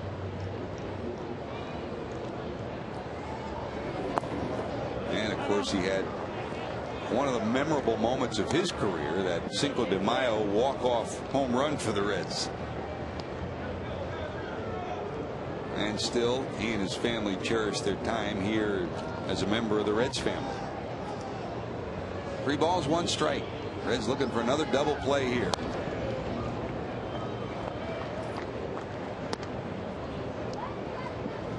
They turned one in the second after a walk to Blake.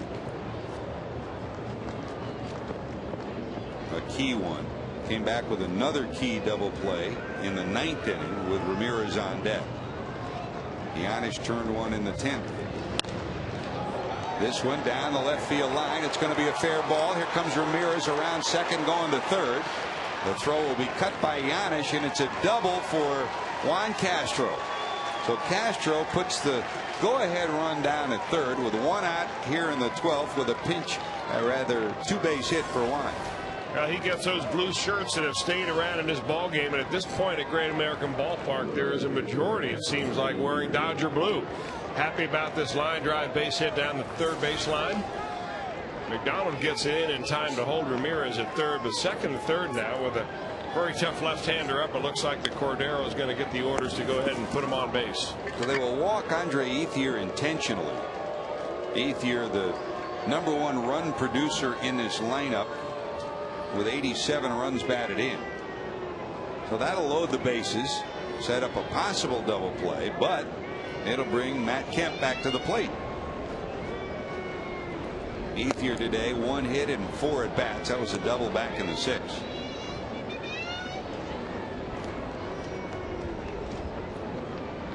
Kemp awaiting. His homer back in the 5th got the Dodgers on the board, his 21st of the year. That's his lone hit. And a 1-for-4 afternoon with a walk.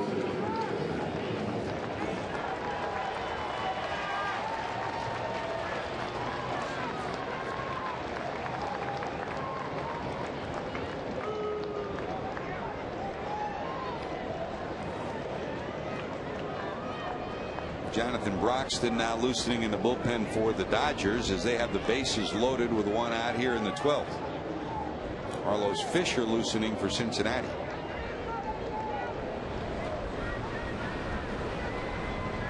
Back in the 5th, Chris, leadoff swing from Matt Kemp, his 21st homer. Well, you know, it was one of the few mistakes that Bronson Arroyo made during his tenure on the mound today. He got the ball up, and Kemp has got plenty of power.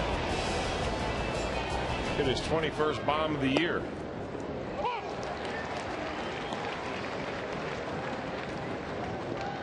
That was the inning right after he had his pocket picked by Brandon Phillips, who tagged up from first to second on a long fly ball to center field. Hard to see right now. Yeah, it gets very tough. Probably hard to see on your television set. Certainly hard to see if you're in the batter's box. The pitcher standing in the daylight, the bright sunshine, and the batter is trying to battle the shadows. The shadows from the light stanchions just now crossing home plate between home and first.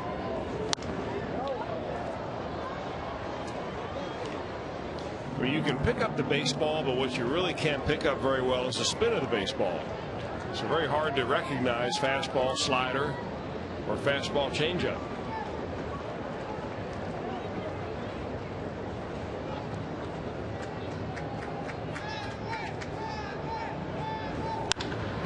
Center field. Back at the warning track. Stubbs. He'll haul it in, but that'll get Manny Ramirez in. A sacrifice fly from Kemp. He'll play his 85th run of the season, and the Dodger fans have something to celebrate as Kemp delivers a go-ahead run here in the 12th. Well, he does it on an 0-2 count. Looked like it was a waste pitch by Cordero. Looked like he wanted to throw the ball up and out of the strike zone. And Kemp went up to chase it. That ball just ran right inside. That was the same spot, or very close to the same spot, that he hit that home run off of Bronson Arroyo. So if you're scouting him at home, he likes it up and in.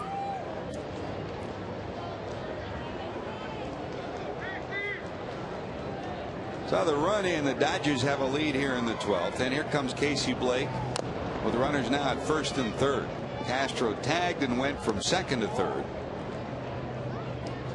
Down at first, Ethier tagged, but as the throw came right into the second base bag, he stayed there. So if you're looking ahead now to the bottom of the 12th inning, the Reds will face the closer for the Dodgers, Jonathan Broxton, who's up and loosening. Due up for Cincinnati, Darnell McDonald, who homered earlier today to lead it off. The guy's been a key to the Dodgers in this whole series. Homer today.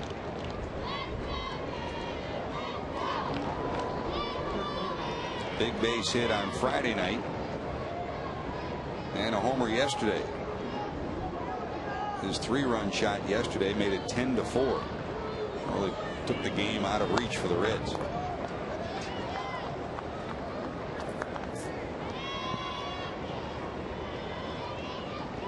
And how many times have you seen it, Chris?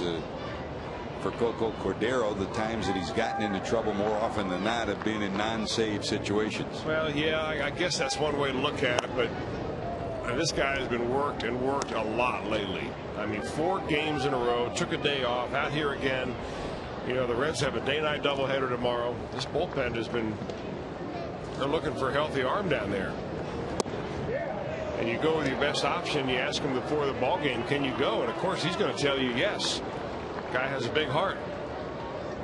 And you're talking 4 days in a row, and on those 4 days, he went 29, 28, 14, and 12 pitches. Yes. Not like a 3-pitch or 4-pitch, 1-out effort. He didn't have too many 4-pitch innings. Fouled off by Blake. He hangs in 2-2. This guy by himself will run your pitch count up. I haven't looked it up, but he has to be among the league leaders in the most pitches seen every time he steps to the dish. First of all, he doesn't like the swing. Second of all, when he does, he likes to foul him off.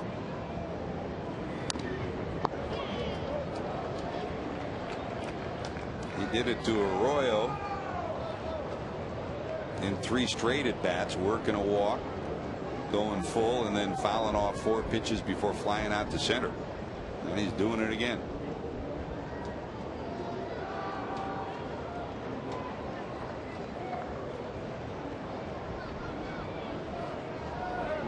Runner going from first. That's going to be down and in.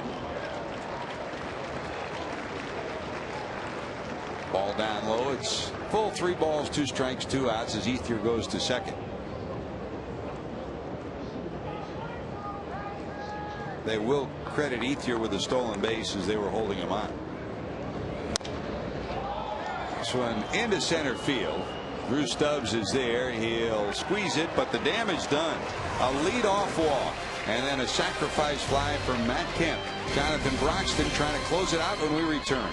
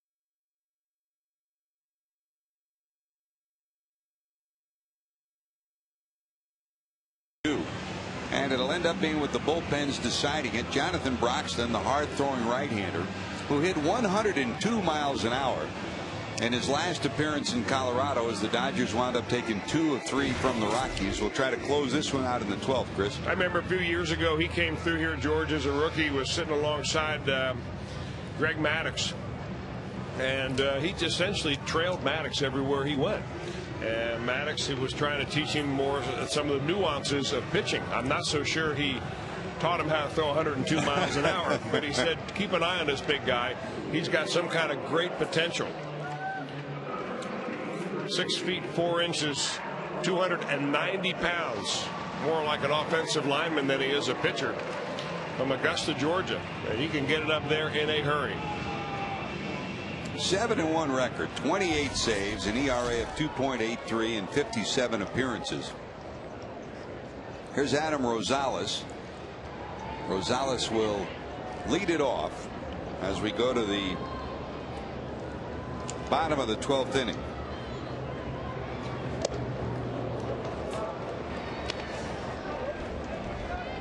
Rosales is pinch hitting in the spot that originally the Reds sent Drew Sutton up, and you say, well, Sutton never did hit, did he? Well, once you're announced into the ball game, you're lost. So he came up, and Scott Rowland tried to advance on the first delivery that was in the dirt, and he was thrown out. So Sutton used up.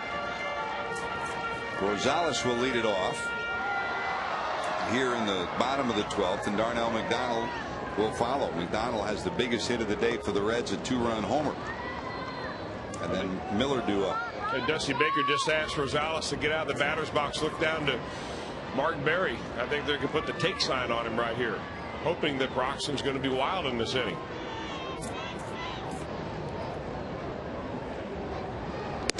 You know, he threw one to the screen. The last couple of pitches he threw in warmups were nowhere close. One he threw over the head of Martin all the way to the screen. Sometimes you do that for effect. But right now he looks like he's letting up a little bit to try and throw a strike. That last one at 93. Coming in today, 24 walks in 60 innings pitched. He saved 28 of 33.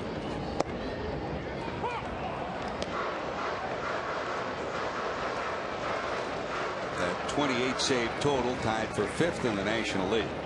He leads all major league relievers with 89 strikeouts.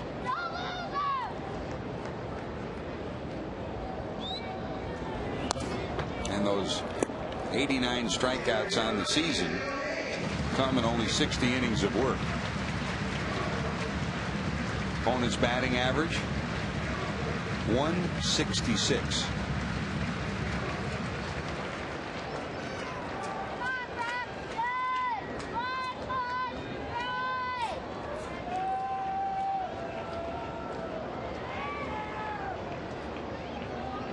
Full count, 3-2 to Adam.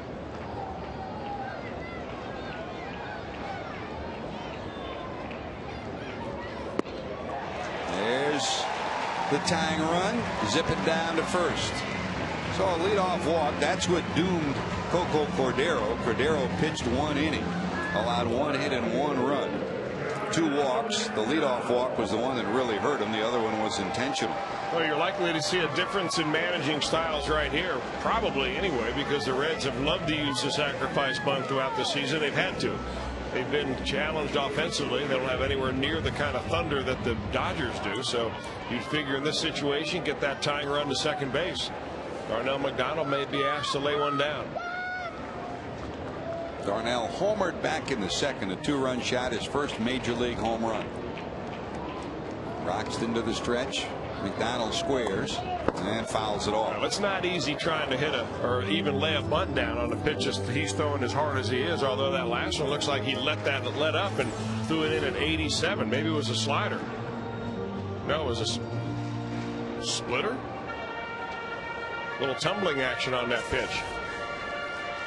Now, the other hand, Rosales is not a great base stealer by any means, but Broxton has been terrible throughout his career in holding runners on. He has given up 32 stolen bases. They've only thrown out 9.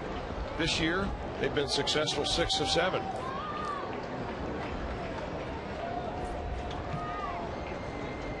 One strike to Darnell. Rosales inches off the bag down at first. Big high leg kick from the big right-hander. That's a swing and a miss, and it's 0-2.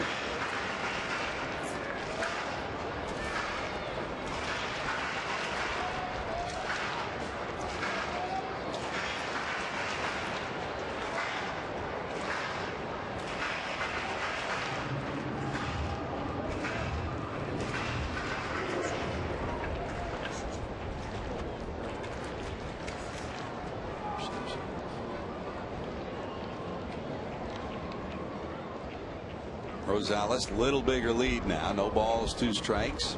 Broxton sets on the rubber. He's not going, and it's fouled off. Strike 3.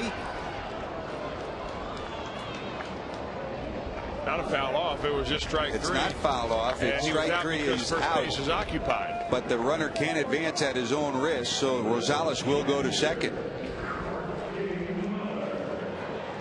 With first base occupied, you can't advance unless there's 2 outs. But with a runner, you can't advance at your own risk. That went off the wrist of Martin. That's a nasty pitch. That's a splitter.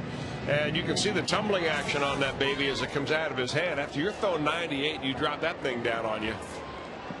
Russell Martin has seen a lot of pitches. And with every successive pitcher he sees from that bullpen, it gets harder and harder to catch. So it's a strikeout and a pass ball. That puts a tying run out at second. So the Reds still have a life with 1 out. Well, they're going to try to keep Rosales close, but there is no infielder anywhere near him. He has to make sure that he gets a good secondary lead right here. They're playing shallow on Corky Miller. And if he happens to get a base hit right here, you have to be able to score.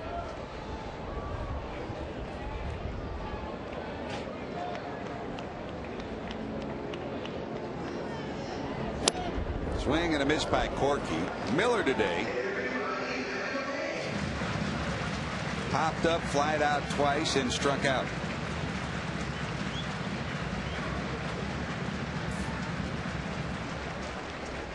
Two key runs batted in for the Reds in a victory in Milwaukee this past week after coming up from AAA. Strike 1 to Corky.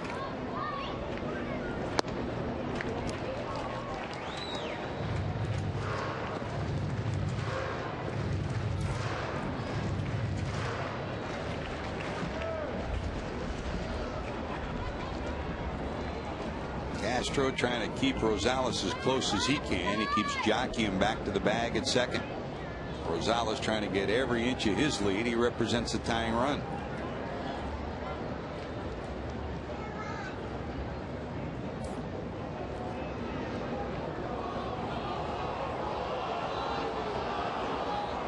Everybody will yell balk, but Broxton dips back to second just to. And Chris, that usually is more about where he stands mentally than where the runner was, huh? No doubt. 1 ball, 1 strike. Big high kick, and it's dribbled down to the right side, but foul.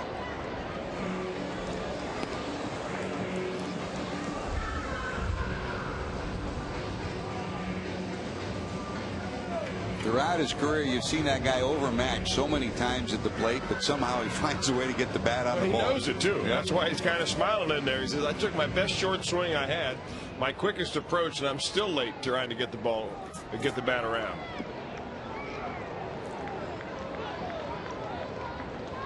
One and 2 to the Reds catcher.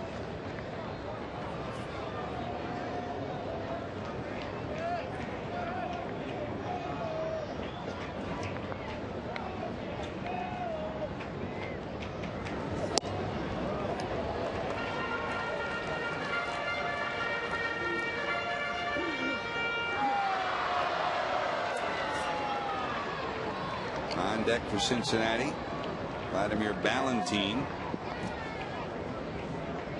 in the 9th spot in the order, and then Stubbs due to follow.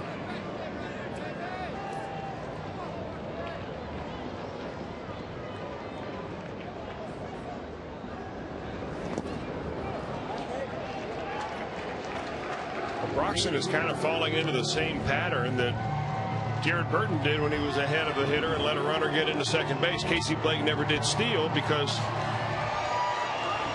it was a foul ball at the plate. But he is not really paying a lot of attention to Rosales at all. If Rosales wanted to steal, no one's there to hold him. Broxton has only taken one look at second and then turns his head and goes every time. Full count, 3-2.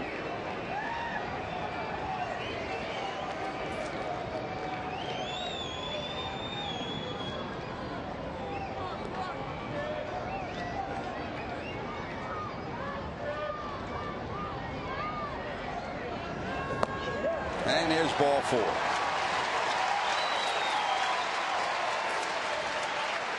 So that'll give the Reds first and second. Still one out. And here comes Valentine, and out comes Rick Honeycutt to talk to his big right hand as Joe Torre looks out.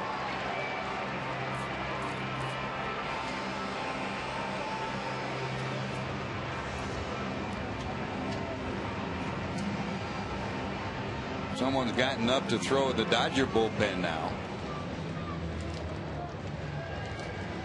And it appears that Brad Ausmus is just loosening up.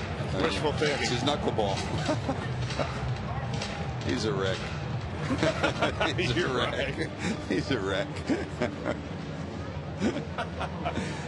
Said, how the heck can I get on TV today? He's the best. Oh, here comes Homer Bailey. Bailey will run for Miller.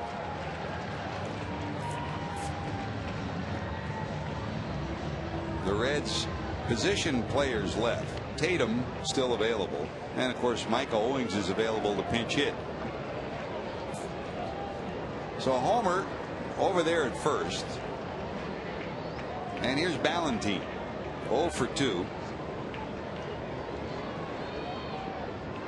Came out in the 8th inning, bounced out, and then struck out looking in the 10th.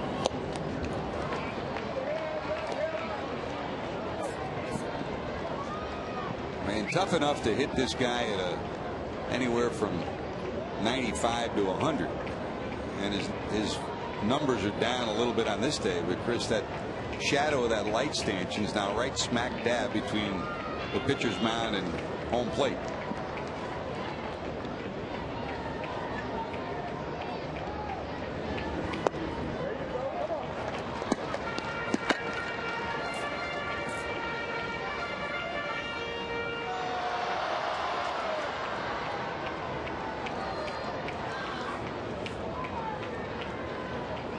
Valentine facing Broxton for the first time. Joe Torre's club started the day with a lead in the West of 5 games over Colorado. Rockies and Giants are playing now. They're in the 4th inning. Colorado leads San Francisco 1-0. Final Florida beat San Diego 6-4. Milwaukee beat the Pirates 4-1. Buccos are on their way here. And the Mets beat the Cubs 4-1. Cardinals lead Washington 2-1. They're in the 9th.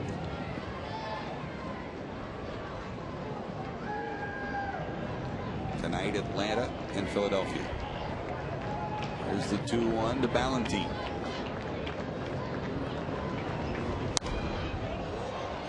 That'll be out of play down the right field side. Well, that is the second slider in this at bat for a strike to Vladimir Valentine. You know, and he's a good fastball hitter, but Broxton's fastball is no ordinary fastball. Might be the fact that he's had a hard time throwing it in the strike zone today is the reason why he's going into his secondary pitches.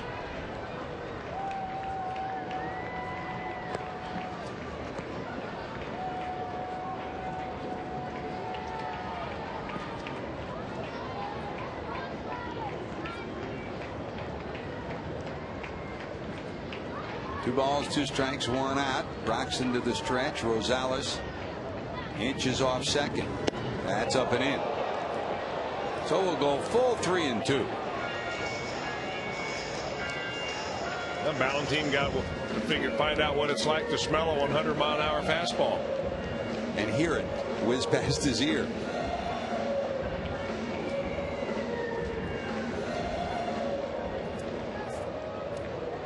That one sounded high.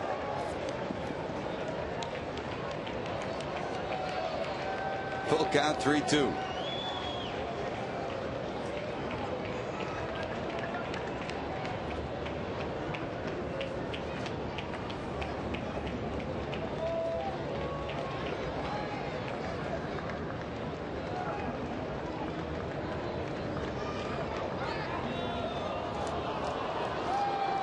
You almost have the feeling, Chris, he's spending too much time worrying about the runner. Well, he's done that when he's got the 3-2 count. He did it when he got 3-2 to Corky Miller, and he did it again on a 3-2 count. Pays more attention because that's an obvious running count. Runners lead off. He got him. Valentine strikes out. That's the second out of the inning, so the Reds down to their final out.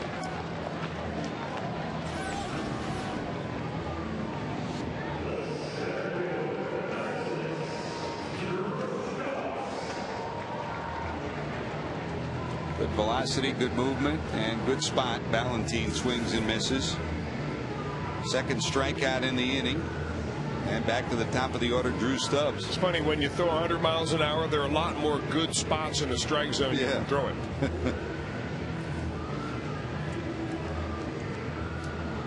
Might be anywhere. Well, here's Drew. Stubbs struck out twice against Kershaw, then flied out. And his last two at bats have been productive ones. He got a base hit, a roller down the third base line, then a single to center. And already in his young career, he's been a Reds hero, with his first home run being a big one, a walk-off. Takes a blistering strike for strike one at 98 miles an hour. Rosales at third represents the tying run, 3-2 in the 12th.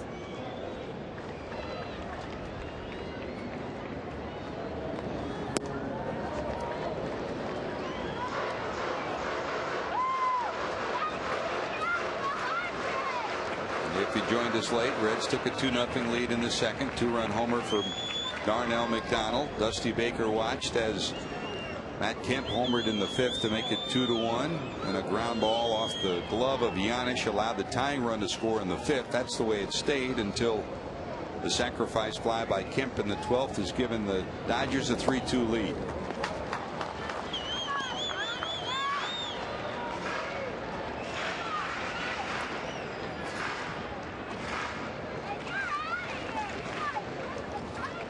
Coco Cordero had a lengthy top of the 12th, and here in the bottom of the 12th, it's the same story for Broxton.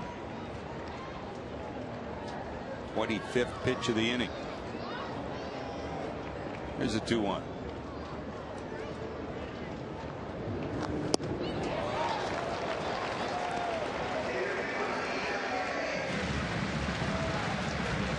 '97, '98, '99 with the fastball, and his sliders in the low 90s.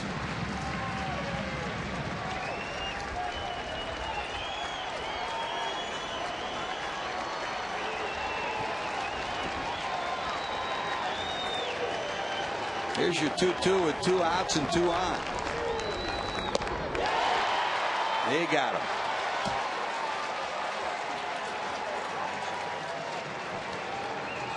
On the 20th strikeout of the afternoon, Chris, the Dodgers have struck their way to a victory here, beating the Reds by a final of 3-2. Joe Torre will